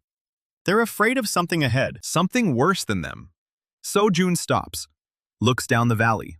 In the distance, a faint blue light pulses. Once. Twice. Like a heartbeat. The creatures behind him have stopped too. They won't go any closer. They're afraid of the light. Which means the light is where he needs to go. He walks toward it. The creatures don't follow. The ground changes under his feet. Rough stone becomes smooth tile, carved, ancient. Runes spiral outward from the center of the path. They glow faint blue in time with the pulse ahead. He's on a road that hasn't been walked in centuries. The walls open up. The valley widens into a massive circular chamber. The blue light is coming from the center. A temple, small, square, made of the same black stone as the walls. But the stone here is polished to a mirror shine. The door is open. The blue light spills out of it like water. Seo-jun steps inside. The temple is one room, empty except for a pedestal in the center. On the pedestal sits a pair of boots. They're made of pale gray leather, worn but intact. Silver buckles run up the sides, and on each heel, a small pair of wings is etched in gold thread. The boots of Zephyr. The crown confirms it. The name floods into his mind the moment he looks at them, along with a single image. A man running across water, his feet never touching the surface. Seo-jun reaches for them. His hand stops an inch away. The blue light pulses, and a voice speaks, not out loud, in his head. Through the crown, it says it has been waiting a long time. It says it was beginning to think no one would come. Seo-jun asks who it is. The voice says it was the first master of the compass, the one who made it, the one who died making it. A figure forms in the blue light, translucent, flickering, an old man in robes. His eyes are the same blue as the temple's glow.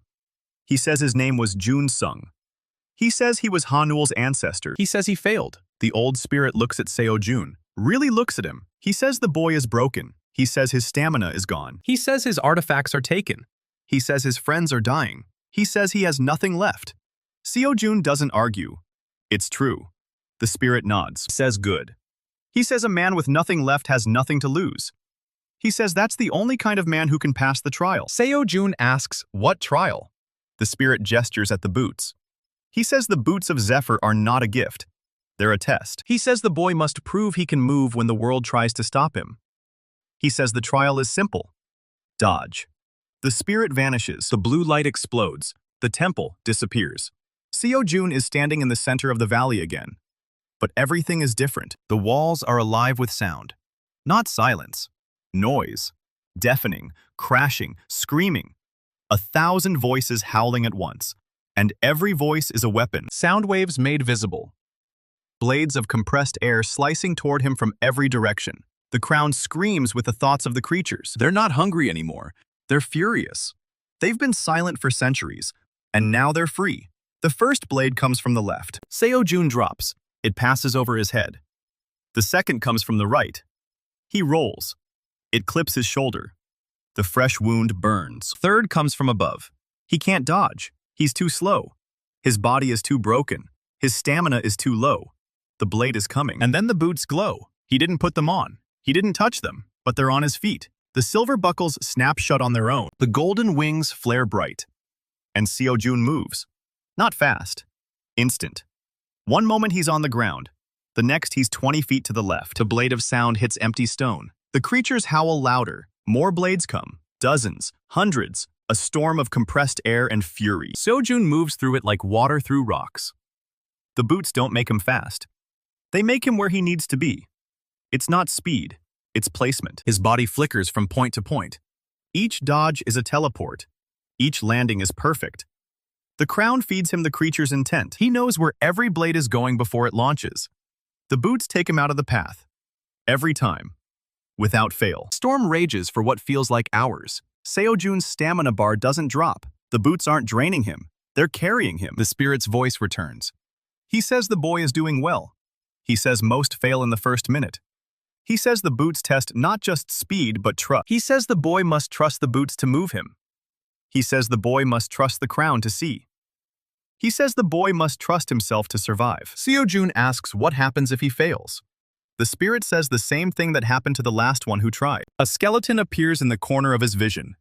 Picked clean. Gray leather boots still on its feet. The boots that failed their last master. The storm intensifies. The blades come faster, tighter. From angles that shouldn't be possible. Seo-jun stops thinking. He stops planning. He stops trying. He just moves. The boots move him. The crown sees for him. His body is a passenger. The artifacts are in control. And for the first time since the duel, since the capture, since Min-kyung fell, since Hanul collapsed, since he lost everything. He feels something other than pain. He feels fast. The last blade comes from directly beneath him. A shockwave traveling through the stone. It erupts at his feet. He's already gone. He's on the temple roof. The storm stops. The creatures fall silent. The blue light fades. The spirit stands beside him, solid now, almost real. He says the boy passed. He says the boots are his. He says they come with one more gift. He touches Seo-jun's forehead. The crown flares. The gems ignite. And Seo-jun sees everything. Not thoughts, vibrations. Every footstep. Every heartbeat. Every breath. Every pulse of mana in a 100-meter radius. He can see the creatures on the walls. Not their bodies, their movements. Their intent mapped in ripples of sound. The spirit calls it echo sense. He says it was his greatest creation. He says it lets the user see what the world tries to hide. He says it will help the boy find what he's lost. Seo-jun opens his eyes. The spirit is fading. He says his time is done. He says the compass chose well. He says the boy must hurry. He says the obsidian hand is already preparing the ritual. He says they have the artifacts. He says they have the seal's location. He says they only need one more thing. Seo-jun asks what? The spirit says him. The compass won't work without its master. Kang Seo-jun can gather every artifact in the world. She can draw every ritual circle ever written. But the seal stays closed unless the compass's chosen one is present. She needs Seo-jun alive. She needs him at the ritual site. She needs him to open the seal for her. The spirit says she will come for him. Soon. He says the boy must be ready. He says the boy must be stronger. He says the boots and the crown are not enough. He says there is one more artifact, one more key, one more piece of the puzzle. Seo-jun asks where. The spirit points east, toward the mountains, toward the rising sun. He says the final artifact waits in the tomb of the first light. He says it is the most powerful of them all. He says it is also the most dangerous. He says it will cost the boy something he cannot afford to lose. He doesn't say what. He fades before Seo-jun can ask. The blue light dies. The temple goes dark. The creatures on the walls stir. But they don't attack. They're afraid of him now. He's wearing the boots. He's carrying the crown. He's earned their fear. Seo-jun walks out of the valley. The silence returns. But it doesn't bother him anymore. He can see the vibrations of his own footsteps. He can see the creatures shrinking back into their crevices. He can see the path ahead. Clear, bright, alive with motion. He reaches the valley entrance as the sun climbs over the peaks. His stamina bar reads 8%. Not from the trial, from the walk. Boots didn't drain him. They saved him. He looks east. The mountains are high. The snowcaps are white against the blue sky. Somewhere out there, the tomb of the first light waits.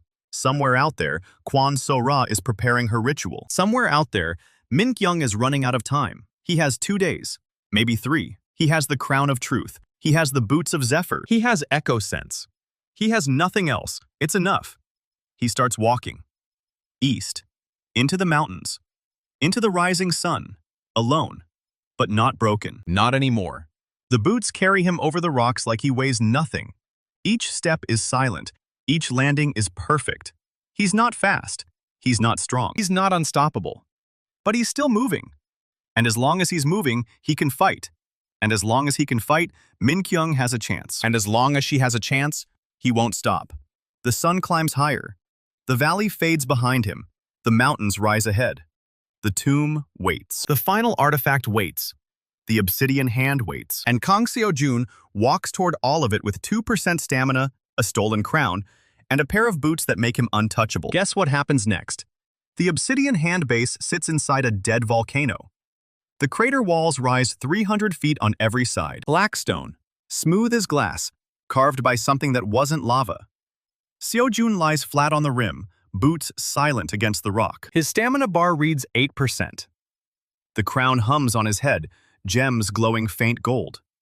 Echo sense paints the whole base in ripples of motion. He closes his eyes. He doesn't need them anymore. Every patrol route lights up like a map drawn in sound. 12 guards on the outer ring, 4 at the main gate, 2 in the watchtowers. One heart beating faster than the others. That one's scared. Scared guards make mistakes. Seo-jun waits until the patrol crosses the eastern wall. Then he moves. The boots don't carry him. They place him.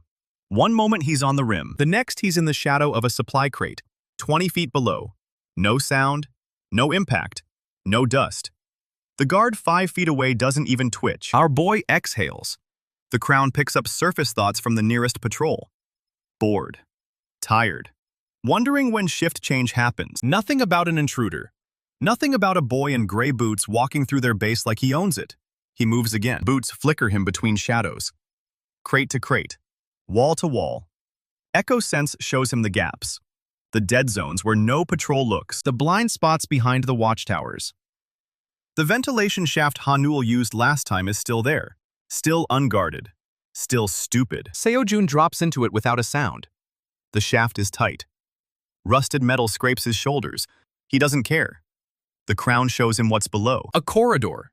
2 guards. One leaning against the wall. One checking his phone. Neither of them looking up. He lands between them. The first guard doesn't even register the movement. Seo-jun's fist is already in his throat. The gauntlet isn't here. But the boots make up for it. Speed is its own kind of strength. The second guard turns. His mouth opens. Seo-jun's elbow catches his temple. He drops. Both of them out cold in under 2 seconds. Our boy doesn't stop to admire his work. He drags them into a side room, closes the door, keeps moving. The base is bigger than he remembers. Or maybe he was too beaten last time to notice. Echo sense maps it all. 3 levels, 47 heartbeats, 2 that he recognizes. 1 weak, 1 barely there. Min-kyung and Hanul. They're in the lower cells, 2 floors down, 6 guards between him and them. Seo-jun takes the stairs. The boots make him a ghost, each step silent, each landing perfect. Crown feeds him the guards' positions. He doesn't fight them. He doesn't need to. He just walks past, behind their backs, through their blind spots, between their patrol rotations. A door opens as he passes. A soldier steps out. Their shoulders almost touch. The soldier keeps walking. Never saw a thing. Guess what the boots can do when you actually trust them? The lower cells are damp, cold, smelling of old blood and rust. Echo sense shows him 4 guards in the cell block. 2 at the entrance, 2 outside the cells. Seo-jun doesn't have time for subtle. He flickers. The first guard at the entrance sees a blur. Then he sees nothing. Seo-jun's kick takes his legs out. His head hits the floor before his body does. The second guard reaches for his weapon. Too slow. Boots place Seo-jun behind him. A chokehold. 5 seconds. The guard slumps. The 2 outside the cells are already turning, already drawing blades. Seo-jun flickers between them. His fist connects with the first one's jaw. His boot connects with the second one's knee. Both go down. 4 guards. 8 seconds. Our boy is getting faster. He looks through the bars. Min-kyung is slumped against the wall. Her chest wound is wrapped in dirty bandages. Black veins still spreading. Still alive. Still fighting. Hanul is beside her. Pale. Unmoving. But breathing. Barely. Seo-jun grips the bars. The lock is simple. Old. Mechanical. He doesn't have the key. He doesn't need it. The boots flicker him forward. His shoulder hits the cell door. The lock snaps. The door swings open. He's inside. He kneels beside Min-kyung. Her eyes flutter open. She sees him. She tries to speak. Nothing comes out. He tells her to save her strength. He tells her he's getting them out. Tells her he's sorry it took so long. She shakes her head. Just a little. Just enough. Her hand finds his. Squeezes. Weak. But there. Hanul stirs. Her eyes open. Confused. Then focused. She sees the boots. She sees the crown. She sees the look on Seo-jun's face. She asks if he did it. He says he passed the trial. He says he's got new toys. He says they're leaving. Right now. He lifts Min-kyung. She's lighter than she should be. The corruption is eating more than her body. It's eating her weight, her warmth, her time. Hanul stands on her own. Shaky, but standing. Seo-jun leads them out of the cell, up the stairs, through the corridors. Echo sense shows him the patrols shifting. Someone found the unconscious guards. The base is waking up. Alarms start blaring. Red lights flash. 43 heartbeats start moving faster. All of them heading toward the lower levels. Toward them. Seo-jun changes course. The main exit is blocked. The ventilation shaft is too small for 3. He needs another way. The crown shows him something. A service tunnel. East wall. Unmarked. Unguarded. He doesn't know where it leads. He doesn't care. It's better than here. They reach the tunnel entrance. A heavy steel door, locked from the inside. Seo-jun sets Min-kyung down. He tells Hanul to hold her. He turns to the door. The boots flicker him back 10 feet. He runs. The boots flicker him forward at full speed. His shoulder hits the door. The steel buckles. The hinges scream. The door flies open. Cold night air hits his face. They're outside. The dead volcano's outer slope. Rocky, steep, dark. But outside, Seo-jun picks Min-kyung up again. They start climbing. Behind them, the base erupts. Soldiers pour out of every exit. Searchlights sweep the slope. Shouts echo off the crater walls. Seo-jun doesn't look back. The boots carry him over the rocks. Hanul struggles behind him. Her stamina is shot. Her nose is bleeding again. She's pushing herself past her limit. Again, Seo-jun tells her to keep moving. He tells her they're almost clear. He tells her Min-kyung needs her. She keeps climbing. The searchlights find them. A beam of white light pins them to the rocks. A voice shouts from below. Ryu Ji-ho's voice. He tells Seo-jun to stop. He says there's nowhere to run. He says he'll make it quick if Seo-jun surrenders now. Seo-jun doesn't stop.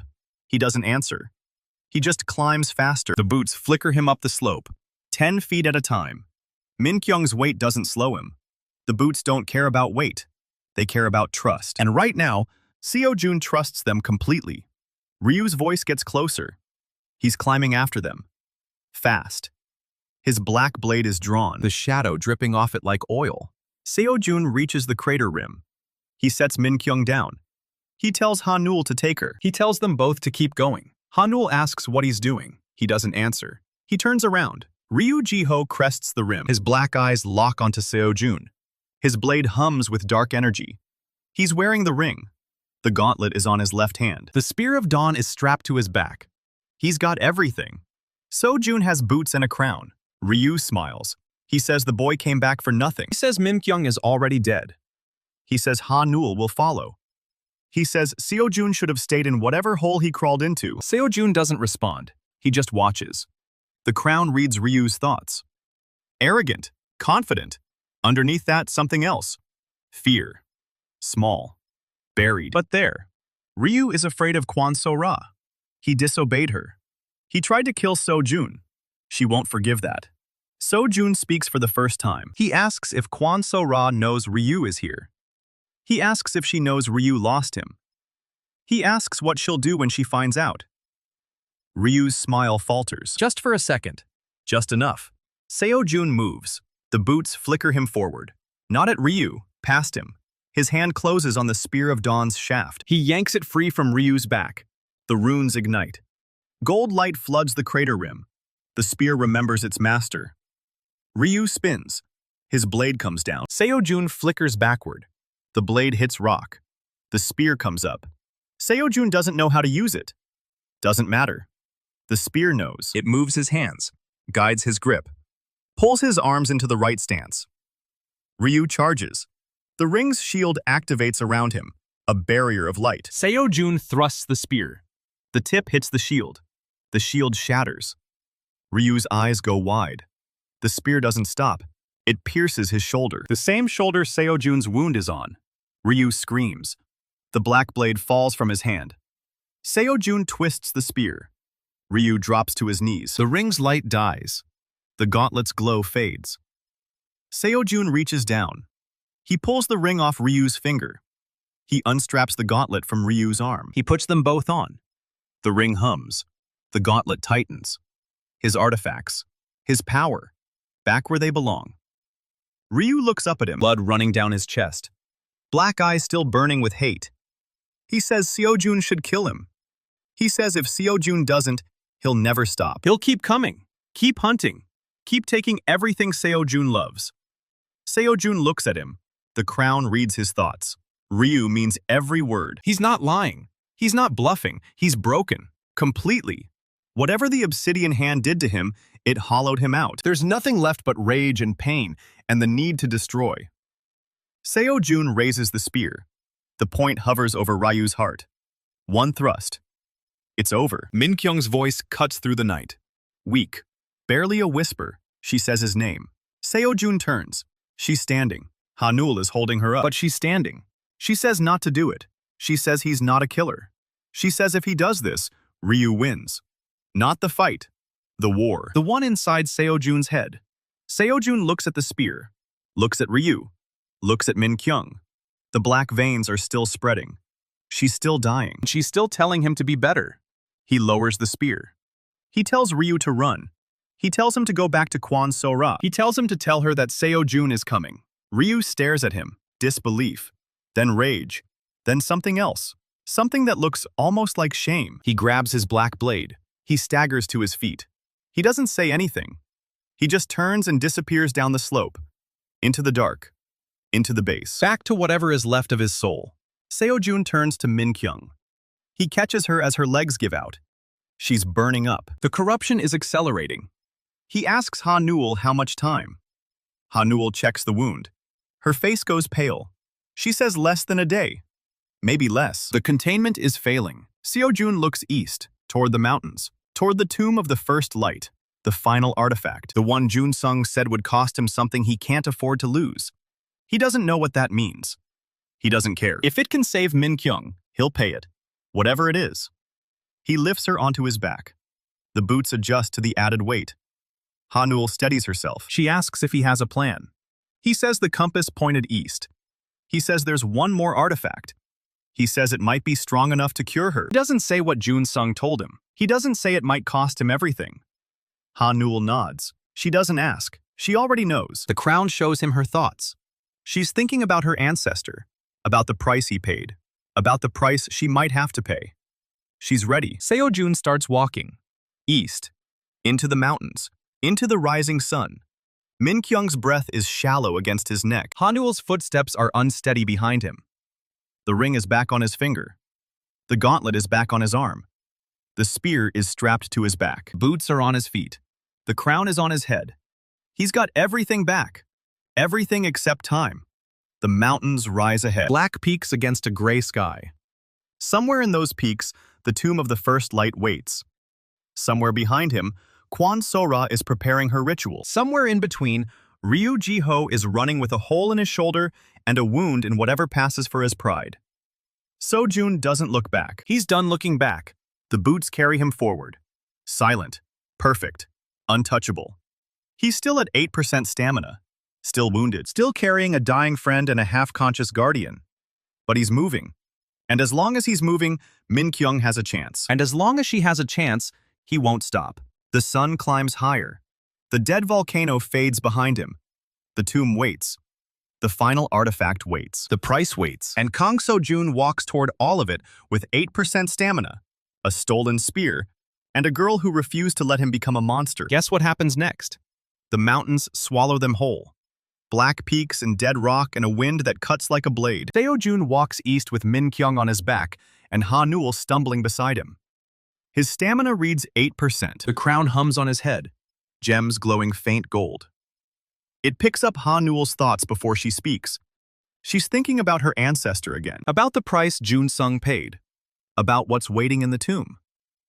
Seo-jun doesn't ask.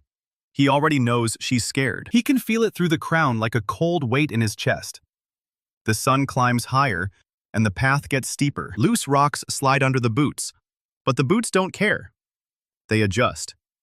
They carry him forward like the weight on his back is nothing. Min-kyung's breathing is shallow against his neck. The black veins have spread to her jaw now, maybe 12 hours left, maybe less. Ha-nul stops walking. She says she can't keep up. Her nose is bleeding again, and her hands are shaking. Seo-jun tells her to stay with Min-kyung. He says he'll go faster alone. Ha-nul shakes her head. She says the tomb won't open for just anyone. She says it needs the blood of the guardians. Her blood. Seo-jun looks at her. The crown shows him the truth. She's not lying. She's also not telling him everything. There's something else. Something she's hiding behind the exhaustion and the fear. He doesn't push.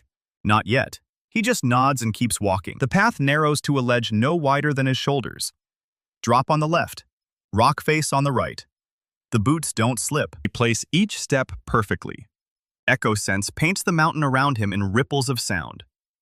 He sees the vibrations of his own heartbeat, Min-kyung's faint pulse, Ha-nul's labored breathing, and something else. Something moving below them. Fast. Not human. Seo-jun stops. He closes his eyes and lets Echo sense reach deeper. The shape is big.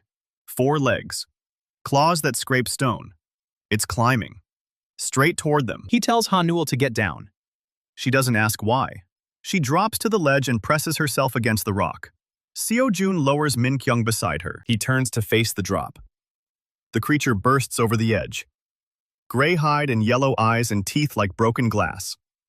It's a mountain drake. Young, maybe 10 feet long, but fast and hungry. The crown picks up its thoughts. Hunger, pain, something driving it up the mountain, something it's running from. Seo-jun doesn't have time to figure out what. The drake lunges. He flickers. The boots place him 3 feet left, and the drake's jaws close on empty air. It skids on the ledge and almost goes over. Seo-jun is already moving. He pulls the Spear of Dawn from his back. The runes ignite. Gold light floods the narrow pass. The drake screeches and recoils. It doesn't like the light. Seo-jun thrusts. The spear catches it in the shoulder. Not deep. The hide is too thick. It's enough to make the drake stumble. It swipes with a claw, and Seo-jun flickers back. The claw hits rock and sends stone shards flying. Hanul covers her head. Seo-jun lands 10 feet away, and the boots plant him solid. He raises the spear. The drake charges again. This time Seo-jun doesn't dodge. He activates the ring. The shield of light flares around him just as the drake hits it. The impact shudders through his arm, but the shield holds. The drake bounces off like it ran into a wall. It's dazed, confused. The crown picks up its thoughts clearly now. It's not hunting, it's fleeing. Something bigger is coming up the mountain, something that scared a mountain drake into running blind. Seo-jun lowers the spear. He lets the shield drop. The drake stares at him with those yellow eyes. He tells it to go. He points up the mountain. The drake doesn't understand words, but it understands mercy. It scrambles past him and disappears up the ledge. Hanul asks what he's doing. Seo-jun doesn't answer. He's listening. Echo sense reaches down the mountain. And there it is. A heartbeat. Slow. Massive. Coming up from the valley floor. He tells Hanul they need to move. Now. She grabs Min-kyung and Seo-jun takes the lead. The boots carry him up the ledge at a pace no human should match. Hanul struggles behind him, but she doesn't complain. The heartbeat gets louder, closer. Whatever it is, it's fast. Faster than the drake. Faster than anything that big should be. The ledge ends at a narrow crack in the rock face. Seo-jun squeezes through sideways. Hanul passes Min-kyung to him and then follows. They emerge into a bowl-shaped valley. Black sand. No wind. The walls rise 300 feet on all sides. And in the center of the valley, a door. Carved into the mountain itself. Stone that glows faint white. The tomb of the first light. Seo-jun runs. The boots eat the distance in seconds. He reaches the door and presses his hand against it. Nothing happens. Cold stone. No give. No mechanism. Hanul catches up and drops to her knees beside him. She's gasping. Blood drips from her nose onto the black sand. She says it needs her blood. She says it won't open without the Guardian's blood. Seo-jun asks how much. She doesn't answer. The crown shows him. She's planning to give everything. All of it. Every drop. She thinks it's the only way. Seo-jun grabs her wrist.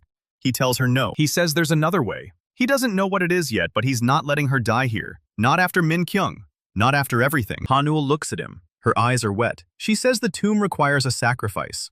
She says Jun-sung knew this when he made the compass. She says every artifact has a price, and this one is the highest. Seo-jun asks what the price is. Hanul says the final artifact demands something the wielder loves. Something irreplaceable. Something that can't be taken back. Seo-jun looks at Min-kyung. Then at Hanul. Then at the door. He understands now. The price isn't blood. It's a choice. Puts his hand on the door again. This time he doesn't push. He speaks. He says he knows what the tomb wants. He says he's ready to pay. The door doesn't move. But the crown hums louder. The gems flare bright. And a voice speaks inside his head. Not Jun-sung. Something older. Something that was here before the compass. Before the guardians. Before the seal. It asks if he knows what he's offering. Seo-jun says yes. The voice asks if he's willing to lose everything. Seo-jun looks at Min-kyung. The black veins. The shallow breathing. The time slipping away. He says he's already losing everything. He says he'll pay whatever it costs. The door glows. White light floods the valley. Hanul shields her eyes. The ground shakes, and the door opens. Inside, a staircase descends into the mountain. The steps are white stone, perfectly smooth, lit by something that has no source. Seo-jun lifts Min-kyung onto his back again. He tells Hanul to stay outside. She starts to argue, but he cuts her off.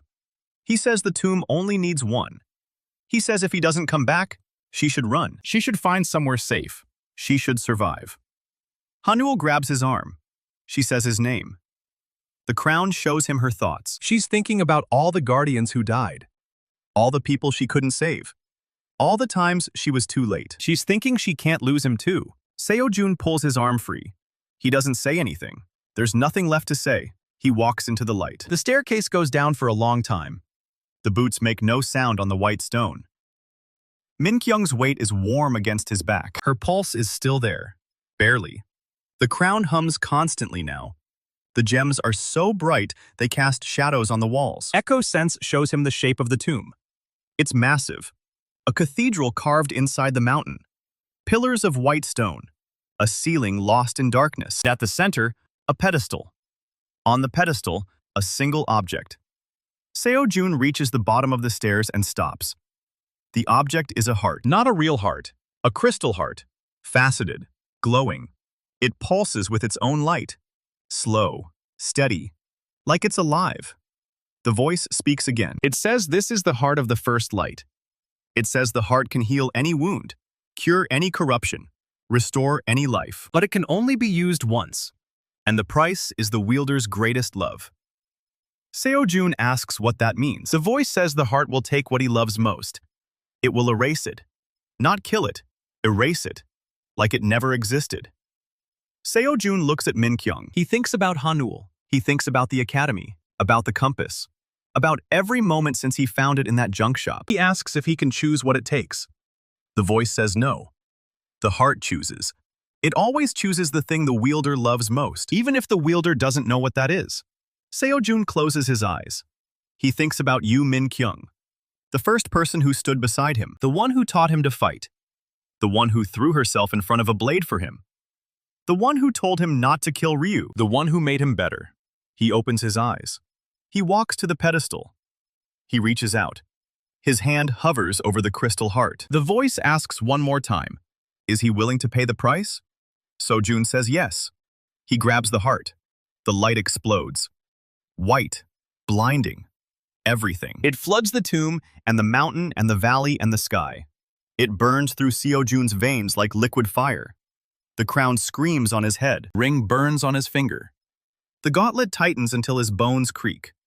The boots root him to the floor. The spear ignites in his grip, and the heart beats. Once, twice, 3 times. Then it stops.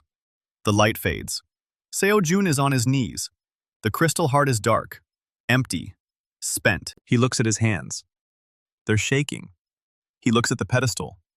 Nothing there now, just dust. He looks at Min-kyung. She's lying on the floor beside him. The black veins are gone. Her chest rises and falls, steady, strong. She's breathing.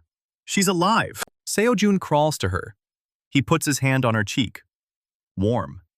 She opens her eyes. She looks at him. She asks what happened. Seo-jun doesn't answer. He's waiting. Waiting for the price. Waiting for something to disappear. Waiting for the heart to take what he loves most. Nothing happens. Min-kyung is still here. Hanul is still outside. The artifacts are still on his body. The compass is still gone, but that happened before. Seo-jun stands up. He looks around the tomb. Empty. Silent. The voice is gone. He asks the crown what the heart took. The crown doesn't answer. It just hums. Soft. Steady. Like it's waiting too. Seo-jun lifts Min-kyung onto his back again. She's conscious now, weak but awake. She asks where they are. He tells her they're in the mountains. He tells her she's going to be okay. He tells her he found the final artifact. She asks what it cost. He doesn't answer. He walks up the stairs. The white light is fading. The tomb is closing. The door is shrinking. Seo-jun runs. The boots carry him up the steps 3 at a time. He bursts through the door just as it seals behind him. Hanul is waiting in the valley. She sees Min-kyung awake and her face breaks open. She runs to them. She checks Min-kyung's wound. The black veins are gone. The corruption is gone. Everything is gone. Hanul asks how. Seo-jun says the heart healed her. Hanul asks what it cost. Seo-jun says he doesn't know. He says the heart was supposed to take what he loves most. But nothing happened. Hanul goes pale. She says that's not possible. She says the heart always takes something. She says if it didn't take anything visible, it took something else. Something he can't see. Something he hasn't noticed yet. Seo-jun looks at his hands. At the ring. At the gauntlet. At the spear. Everything is still there. He looks at Min-kyung. She's still there. He looks at Hanul. She's still there. He asks what it could have taken. Hanul doesn't answer. She just looks at him with something that might be pity, or fear, or both. The ground shakes. Not the tomb. Something else. Something big. Echo sense paints the valley in ripples of sound. And there it is. The massive heartbeat. The thing that chased the drake. It's here. It's at the edge of the valley. It's coming through the crack in the rock. Seo-jun turns. The crack explodes. Stone shards fly. And something steps into the valley. It's not a monster. It's a man. Tall, armored in black plate, a helmet shaped like a skull, and in his hand, a sword that drips shadow. The crown picks up his thoughts. Cold, methodical, patient. He's been tracking Seo-jun since the base. He's one of Kang Seo-jun's. Not a soldier, something worse, a captain. The man speaks. His voice is metal on stone. He says Kang Seo-jun sends her regards. He says she knew Seo-jun would come here. She knew he'd find the heart. She knew he'd use it. She's been waiting. The man raises his sword. He says the heart took exactly what Kang Seo-jun wanted it to take. He says Seo-jun paid the price without even knowing it. He says the thing Seo-jun loved most is gone now. Erased. Like it never existed. Seo-jun asks what he's talking about. The man laughs. He says Seo-jun will figure it out. He says by then it'll be too late. He charges. Seo-jun raises the spear. The runes ignite. Gold light floods the valley. And the fight begins. The captain charges. Seo-jun raises the spear, and the runes ignite gold. The spear moves his hands before his brain catches up. It pulls him into a lunge that he didn't plan. The captain's shadow sword meets the spear mid-swing. Gold light and black shadow scream against each other.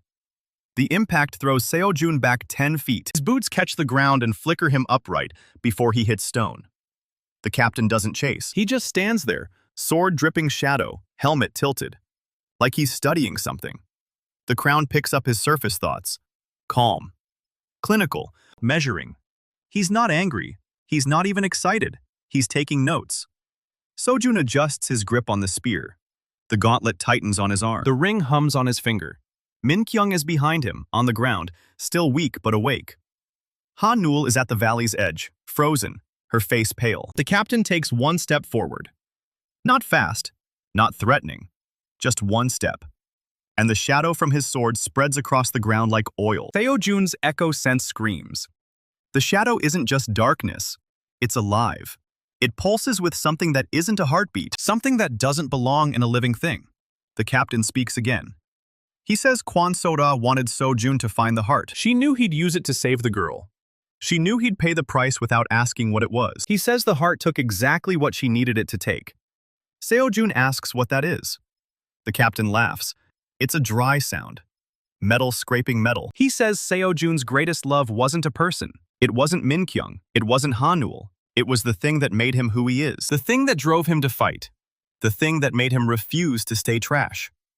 Seo-jun's hands go cold. He asks again. The captain raises his sword. Shadow spreads faster.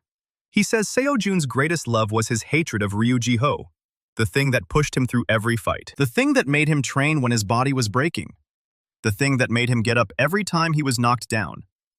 And now it's gone, erased, like it never existed. Seo-jun doesn't feel it at first. He reaches for the rage.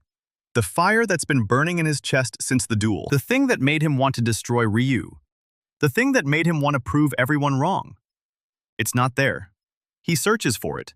Nothing. Just a hollow space where something used to be. He remembers Ryu's boot on his neck. He remembers the humiliation, the laughter, the system messages. He remembers all of it. But he doesn't feel anything. No anger, no hate, no drive to destroy. Just facts. Just memories. The captain watches. He says it's beautiful, isn't it? He says Kang Seo-jun didn't just take Seo-jun's weapon. She took his engine. Without hatred, without the need to prove himself, what is Seo-jun? Just an F rank with some shiny artifacts. A boy who got lucky. A boy who doesn't have a reason to fight anymore. Seo-jun looks at his hands. The spear is still there. The ring, the gauntlet, the boots. But they feel heavier now, like they belong to someone else. Min-kyung calls his name. Her voice is weak, but it cuts through the silence. She asks what's wrong. Seo-jun doesn't answer. He's still searching, still digging through the hollow place where his fire used to be. The captain raises his sword higher. The shadow pools around his feet and starts to rise. It forms shapes, hands, claws, faces. He says this is the part where Seo-jun dies. He says without his hatred, Seo-jun is nothing. He says Kang Seo-jun sends her regards. And he swings. The shadow rushes forward in a wave. Seo-jun's echo sense paints it in black ripples. It's fast. Faster than the Drake. Faster than Ryu. Boots flicker him sideways. The shadow misses by inches. It hits the ground where he was standing and the stone dissolves. Not cracks, not shatters, dissolves, like it was never there. Seo-jun lands 20 feet away. His heart is pounding, but his mind is quiet. Too quiet. He's waiting for the rage to kick in. The instinct that's carried him through every fight, it doesn't come. The captain turns. The shadow reforms around him. He says running won't help. He says Seo-jun can flicker all he wants. Eventually, the boots will tire. Eventually, the shadow will catch him. He says it's only a matter of time. Seo-jun knows he's right. The boots don't drain stamina, but they're not infinite. And the shadow is spreading, covering more of the valley floor with every second. Min-kyung tries to stand. Her legs shake. She grabs a rock and pulls herself up. Her wound is healed, but her body is still wrecked. She says she can fight. Seo-jun tells her to stay back. She says she's not letting him do this alone. The captain laughs again. He says loyalty is touching. He says it's also useless. He flicks his wrist. A tendril of shadow shoots toward Min-kyung. Seo-jun moves before he thinks. The boots flicker him between the shadow and Min-kyung. The ring activates. A dome of light flares around him. Shadow hits the shield and splatters. It hisses, like something alive, something in pain. The shield holds, but the ring is hot on his finger. Too hot. He can't hold it for long. The captain tilts his head. He says interesting. He says the artifacts still respond to Seo-jun. Even without his hatred, he says that's unexpected. He says it won't matter. He raises both hands. The shadow rises behind him in a wall, 20 feet high, churning, full of faces.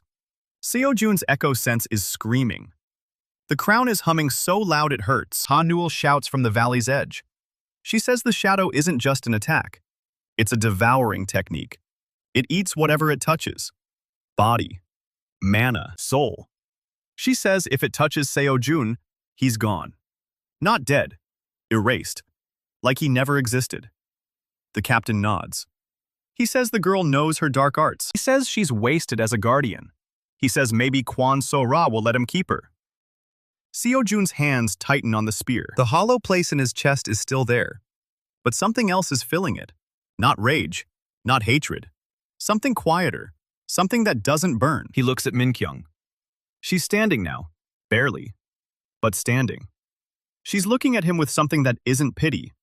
It's trust. She believes he can win. Even without his fire, even without his hatred, even without the thing that made him who he is. She believes in him anyway. He looks at Ha-nul. She's pale, shaking. Her nose is bleeding again. But she's still here. She didn't run. She's still fighting. Seo-jun turns back to the captain. The wall of shadow is still rising, still spreading. But Seo-jun isn't waiting for the rage anymore. He's not waiting for anything. He moves. The boots flicker him forward. Not sideways, not retreating, straight at the captain. The spear ignites. Gold light floods the valley. The captain raises his sword to block. But Seo-jun isn't aiming for the sword. He flickers again, past the captain. Behind him, the spear thrusts at the captain's back. The captain spins. Fast. Faster than anything Seo-jun has fought. The shadow sword catches the spear. But the gold light burns through the shadow. The captain hisses. It's the first sound he's made that isn't calm. Seo-jun presses forward. The gauntlet tightens. His strength doubles. The spear pushes through the shadow sword. The captain steps back. His helmet is cracked. A thin line of black smoke leaks from the crack. He says Seo-jun is full of surprises. He says it doesn't matter. He says Kang Seo-ra doesn't need Seo-jun alive anymore. The heart already did its work. Now Seo-jun is just a loose end. The captain raises his hand. The wall of shadow collapses inward. It rushes towards Seo-jun from every direction. Echo Sense paints it in black. No gaps, no escape. The boots can't flicker through solid shadow. Seo-jun raises the spear. The runes ignite brighter. Gold light pushes against the shadow. But it's not enough. The shadow keeps coming. Min-kyung screams his name. Ha-Duel starts running toward him. The captain watches. He says goodbye, Kang Seo-jun. He says it was almost interesting. And the shadow closes. Seo-jun closes his eyes. He stops fighting. He stops thinking. He just stands there. The spear in his hands, the ring on his finger, the gauntlet on his arm, the boots on his feet, crown on his head, and the hollow place in his chest, the place where his hatred used to be. It's not empty anymore. Something is growing there. Something that was buried under the rage. Something he forgot he had. He opens his eyes. The shadow is inches from his face. And Seo-jun speaks. He says he doesn't need hatred to fight. He says he doesn't need revenge to win. He says he has something better. He says he has people who believe in him. The crown's gems ignite. Not gold. White. Blinding. The light explodes outward. It hits the shadow and the shadow screams. It burns. It shrivels. It dies. The captain staggers back. His helmet cracks further. Black smoke pours from the fissures. He says that's impossible. He says the crown only reads thoughts. It doesn't attack. Seo-jun steps forward. The white light is still pouring from the crown. It's not an attack. It's the truth. The truth of what Seo-jun really loves. Not hatred. Not revenge. People who stood beside him. Min-kyung. Ha-Duel. The ones who believed in him when he was nothing. The ones who fought for him when he couldn't fight for himself. The captain raises his sword. The shadow is gone. Burned away by the light. He's alone now. Just him and his cracked helmet and his dripping sword. Seo-jun raises the spear. The captain says this isn't over. He says Kang Seo-ra will find another way. He says the seal will be broken. He says Seo-jun can't stop what's coming. Seo-jun doesn't answer. Thrusts the spear forward. The captain tries to block. But the spear is too fast, too bright. It pierces his chest. Black smoke erupts from the wound. The captain screams. It's not a human sound. It's something else. Something that was never alive. His armor crumples inward. His helmet shatters. And underneath, there's nothing. Just shadow. Just emptiness. The captain collapses. His body dissolves into black mist. The mist rises into the sky and is gone. The valley is silent. Seo-jun stands over the spot where the captain fell. The spear's light fades. The crown's glow dims. The hollow place in his chest is still there. But it's not empty anymore. It's full of something new. Something that doesn't burn. Something that doesn't hate. Something that just is. Min-kyung reaches him first. She grabs his arm. She asks if he's okay. Seo-jun looks at her. He says he doesn't know. He says the heart took his hatred. He says he doesn't know who he is without it. Min-kyung doesn't let go. She says he's still the same person. She says hatred wasn't what made him strong. She says it was always him, just him. Ha-Duel reaches them. She's breathing hard. Her nose is still bleeding. She says the captain was one of Kang Seo-ra's generals. She says there are more. She says Kang Seo-ra will send them. She says they have to move. Seo-jun nods. He looks at the sealed tomb behind him. The door is closed. The heart is spent. The final artifact is gone. But he's still here. Min-kyung is still here. Ha-Duel is still here. He says they need to find the next artifact. He says they need to stop Kang Seo-ra. He says they need to finish this. Ha-Duel looks at him. She asks if he's sure. She asks if he can fight without his hatred. Seo-jun looks at the spear in his hand. The runes are dark now, but they're still there, waiting. He says he doesn't know. He says he'll find out. He turns east, toward the mountains, toward whatever comes next. Min-kyung walks beside him. Ha-Duel follows. The valley is behind them. The tomb is sealed. The captain is gone. But the war isn't over. It's just beginning. Ha-Duel's hand is shaking when she reaches for the compass. Her fingers close around the cold metal. She whispers the final secret. Compass wasn't made to find artifacts. It was made to find the seal. But it has one more function. One the first master hid from everyone, even from the guardians. She says the compass can transfer life force, one life for another, but it destroys every artifact the wielder holds. Every single one. The ring, the gauntlet, the boots, the crown, the spear, all of them, gone. Seo-jun grabs her wrist.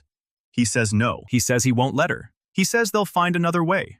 Hano looks at him. Her eyes are calm. She says there is no other way. She says Min-kyung has less than a day. She says the corruption is spreading faster now. She says she can feel it. The crown hums on Seo-jun's head. It picks up her thoughts. She's not afraid.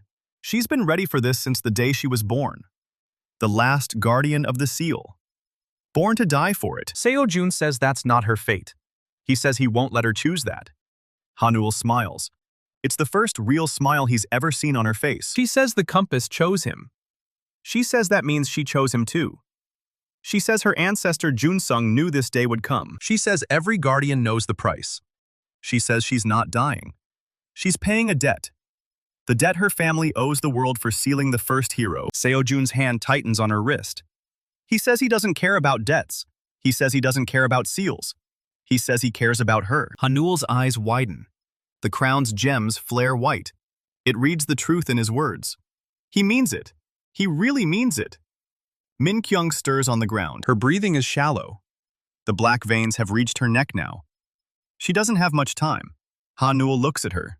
Then back at Seo-jun. She says this is what love looks like. Not the hatred he carried for Ryu Ji-ho. Not the rage that drove him. This. Choosing to save someone even when it costs everything. She says that's what the heart took. It took the wrong love. It took the easy one. The hatred was never his greatest love. It was just the loudest. She says his real greatest love is still there. She says she can see it. She says it's the people he refuses to lose. Seo-jun's throat tightens. He says he already lost Min-kyung once. He says he won't lose her again. He says he won't lose Hanul either. Hanul's hand moves, faster than he can stop. She presses the compass to her chest. The needle spins. It glows. Not blue, not gold. White, blinding white. The same white the crown emitted. The same white that burned the shadow. The truth made visible. Seo-jun lunges for her. Too late. The compass activates. Every artifact on his body ignites. The ring flares gold. The gauntlet tightens until his bones scream. The boots lock in place. The crown's gems blaze. The spear in his hand vibrates, and then they start to crack. Hairline fractures spread across the ring's surface. The gauntlet's stone crumbles at the edges. Boots' leather splits. The crown's gems shatter one by one. The spear's shaft splinters. Seo-jun screams. He tries to pull the artifacts off. They won't move. They're bonded to him. And they're dying. Hanul's body lifts off the ground. Golden light pours from her chest. It flows into the compass. The compass channels it. Into Min-kyung. The black veins on her neck stop spreading. They pulse. They writhe. And then they recede. Slowly at first, then faster. The corruption is being burned out. Not by magic, by life itself. Hanul's life. Min-kyung's eyes flutter open. She gasps. Her back arches. The last of the black veins vanishes. Her wound closes. The skin knits together. Clean. Unscarred. She's healed. Completely. Seo-jun turns back to Hanul. She's still floating. Still glowing. But she's fading. Her edges are becoming translucent. She looks at him. She says the compass chose well. She says he was worth it. She says tell Min-kyung she's sorry. She says she wishes they'd had more time. The light intensifies. The artifacts scream. The ring shatters. Pieces of gold fall to the ground. Dead metal. The gauntlet crumbles. Dust and stone scatter in the wind. The boots split apart. Leather strips and broken buckles. The crown's band snaps. The last gem falls. It hits the ground and turns to powder. The spear cracks down the middle. The two halves fall. The runes flicker once, then go dark. Forever. Seo-jun falls to his knees. The weight of the artifacts is gone. His body feels light, too light, empty. He looks at his hands. They're bare. No ring. No gauntlet. Nothing. He looks up. Hanul is almost gone now. Just a silhouette of golden light. She reaches out. Her hand touches his cheek. He can barely feel it. Like a breeze. like a memory. She says, don't blame yourself. She says this was always her choice. She says she's not afraid. She says she gets to see her family again. She says she gets to tell them the seal is safe. She says she gets to tell them the compass chose a good man. She fades. The light dims. Her hand dissolves. Her arm. Her shoulder. Her face. The last thing he sees is her smile. And then she's gone. The compass clatters to the ground. It's still glowing, but faint now. The needle is still. The glass is cracked. It's spent. Like the heart. Like everything else. Seo-jun stares at the spot where Han-ul stood. There's nothing there. Just empty air. Just silence. Min-kyung pushes herself up. She's weak, but she's alive. She looks around. She sees the shattered artifacts. She sees the cracked compass. She sees Seo-jun on his knees. She asks what happened. She asks where Han-ul is. Seo-jun doesn't answer. He can't. His voice is gone. His chest is hollow again. But it's not the same hollow. It's not the absence of hatred. It's the absence of her. Min-kyung crawls to him. She grabs his shoulders. He asks again. Her voice is desperate now. She says she felt something. Something warm. Something that pulled her back. She says she heard Han-ul's voice. She says Han-ul told her to wake up. She says Han-ul told her to take care of him. Seo-jun looks at her. His eyes are wet. He says Han-ul is gone. He says she used the compass. He says she traded her life for Min-kyung's. Min-kyung's face crumbles. She shakes her head. She says no. She says that's not possible. She says Han-ul was just here. She says Han-ul was standing right there. Seo-jun picks up the cracked compass. It's cold. Dead. No glow. No hum. Just metal and broken glass. He says she chose this. He says she said it was her debt. He says she said it was her fate. Min-kyung grabs the compass from him. She shakes it. She presses it to her chest. She begs it to work. She begs it to bring Han-ul back. Nothing happens. The compass is dead. The artifacts are gone. Han-ul is gone. And they're still here. Min-kyung throws the compass. It skitters across the stone.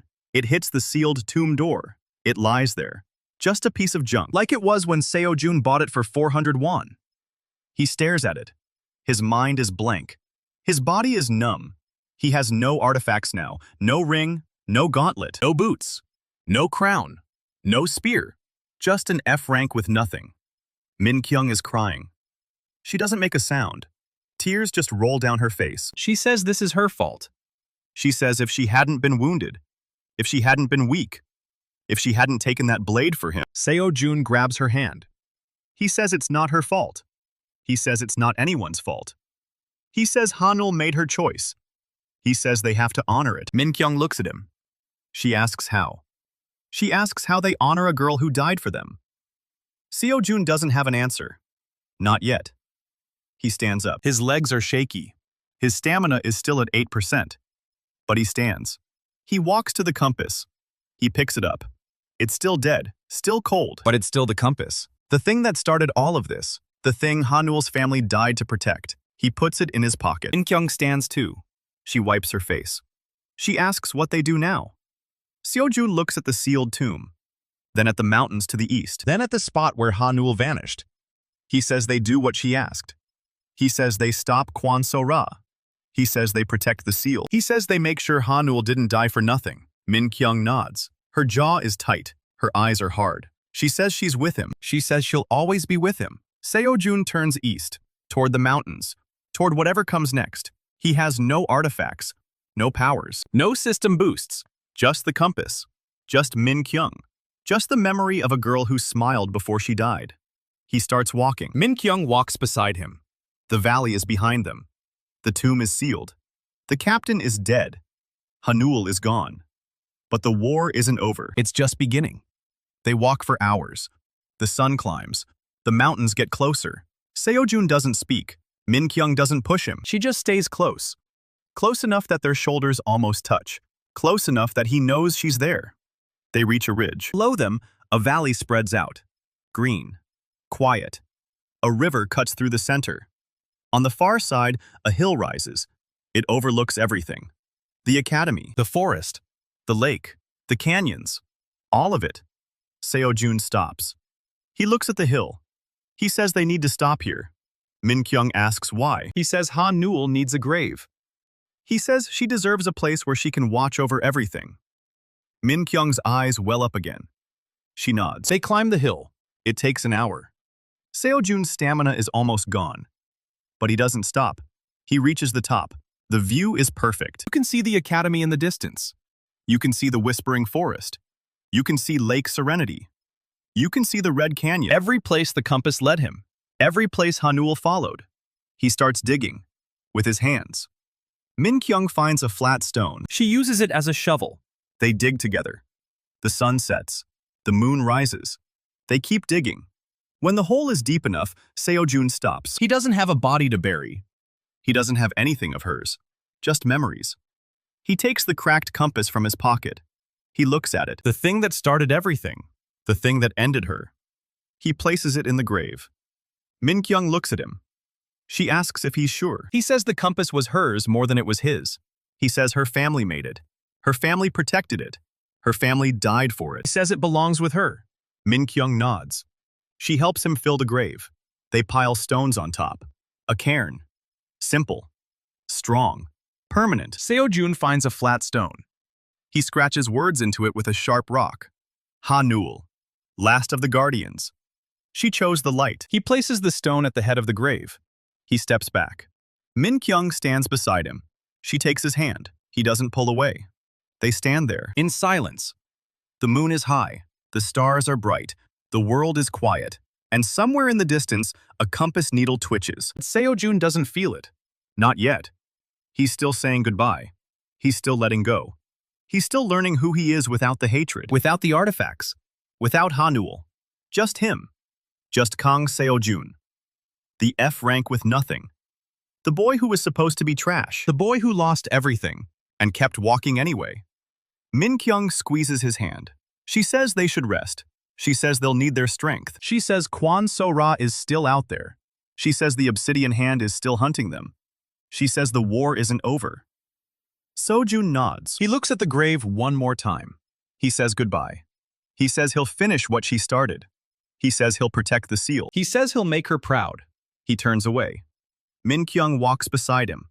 They head down the hill. Toward the river. Toward the mountains. Toward whatever comes next. At the bottom of the hill, a figure waits. A silhouette in the moonlight. Tall. Broad shoulders. Head bowed. Seo-jun stops. His body tenses. Min-kyung reaches for her knife. The figure steps forward. The moonlight hits his face. Ryu Ji-ho. He looks terrible. His shoulder is bandaged. His clothes are torn. His eyes are hollow. He doesn't have the ring. He doesn't have the gauntlet. He doesn't have anything. Just him. Just the top-ranked student who fell. He stops 10 feet away. He doesn't draw a weapon. He doesn't activate a skill. He just stands there, head bowed. He says he heard what happened. He says he saw the light from the valley. He says he knew it was Han-nul. He says he knew she was gone. Seo-jun doesn't answer. His hands are empty. No spear. No shield. No crown. Just fists. Ryu looks up. His eyes are wet. He says he's sorry. He says he knows that doesn't mean anything. He says he knows he can't undo what he did. He says he knows he helped kill Min-kyung. He says he knows he helped the obsidian hand. He says he knows he's the reason Han-nul is dead. Min-kyung steps forward. Her knife is in her hand. She says he's got a lot of nerve showing his face here. She says she should kill him right now. Ryu doesn't flinch. He says she should. He says he deserves it. He says he deserves worse. But he says he wants to make it right. He says he wants to help. He says he wants to stop Kang Seo-ra. He says he wants to honor Han-nul's sacrifice. He says he wants to be the person he was supposed to be, not the obsidian hand's puppet. Not the academy's top-ranked bully. Not the monster who killed his own classmate. He says he wants to be better. Seo-jun looks at him. The hollow place in his chest is still there, but it's not empty anymore. It's full of something. Not hatred, not rage. Something quieter, something harder. Something that looks at Ryu Ji-ho and doesn't see an enemy, sees a mirror. A version of himself that took the wrong path. A version that lost everything and finally understood what it cost. He steps forward. Min-kyung grabs his arm. She says he can't be serious. She says, this is Ryu Ji-ho. She says he tried to kill them. She says he helped kill Ha-nul. Seo-jun looks at her. He says he knows. He says he remembers. He says he'll never forget. But he says Ha-nul didn't die for revenge. She died for something better. She died so they could be better. He says if he kills Ryu now, he's no different than the obsidian hand. He says if he can't forgive, then Ha-nul died for nothing. Min-kyung's jaw tightens. She looks at Ryu. She looks at Seo-jun. She lowers her knife. He says she doesn't forgive him. She says she never will. But she says she trusts Seo-jun. She says if Seo-jun says he comes with them, then he comes. Ryu exhales. His shoulders shake. He drops to his knees. He says thank you. He says he won't waste this chance. He says he'll prove he's worth it. Seo-jun looks down at him. He doesn't smile. He doesn't offer a hand. He just nods. Once. Then he turns and walks. Min-kyung follows. Ryu stands. He follows too. 3 figures walking east. Toward the mountains. Toward the war. Toward whatever comes next. The moon watches them go. The grave on the hill stands silent. The compass beneath the stones is still. But somewhere deep in the earth, something stirs. Something old. Something patient. Something that has been waiting a very long time. And it knows the compass is buried. It knows the guardian is dead. It knows the seal is weaker now. It smiles in the dark. And it waits.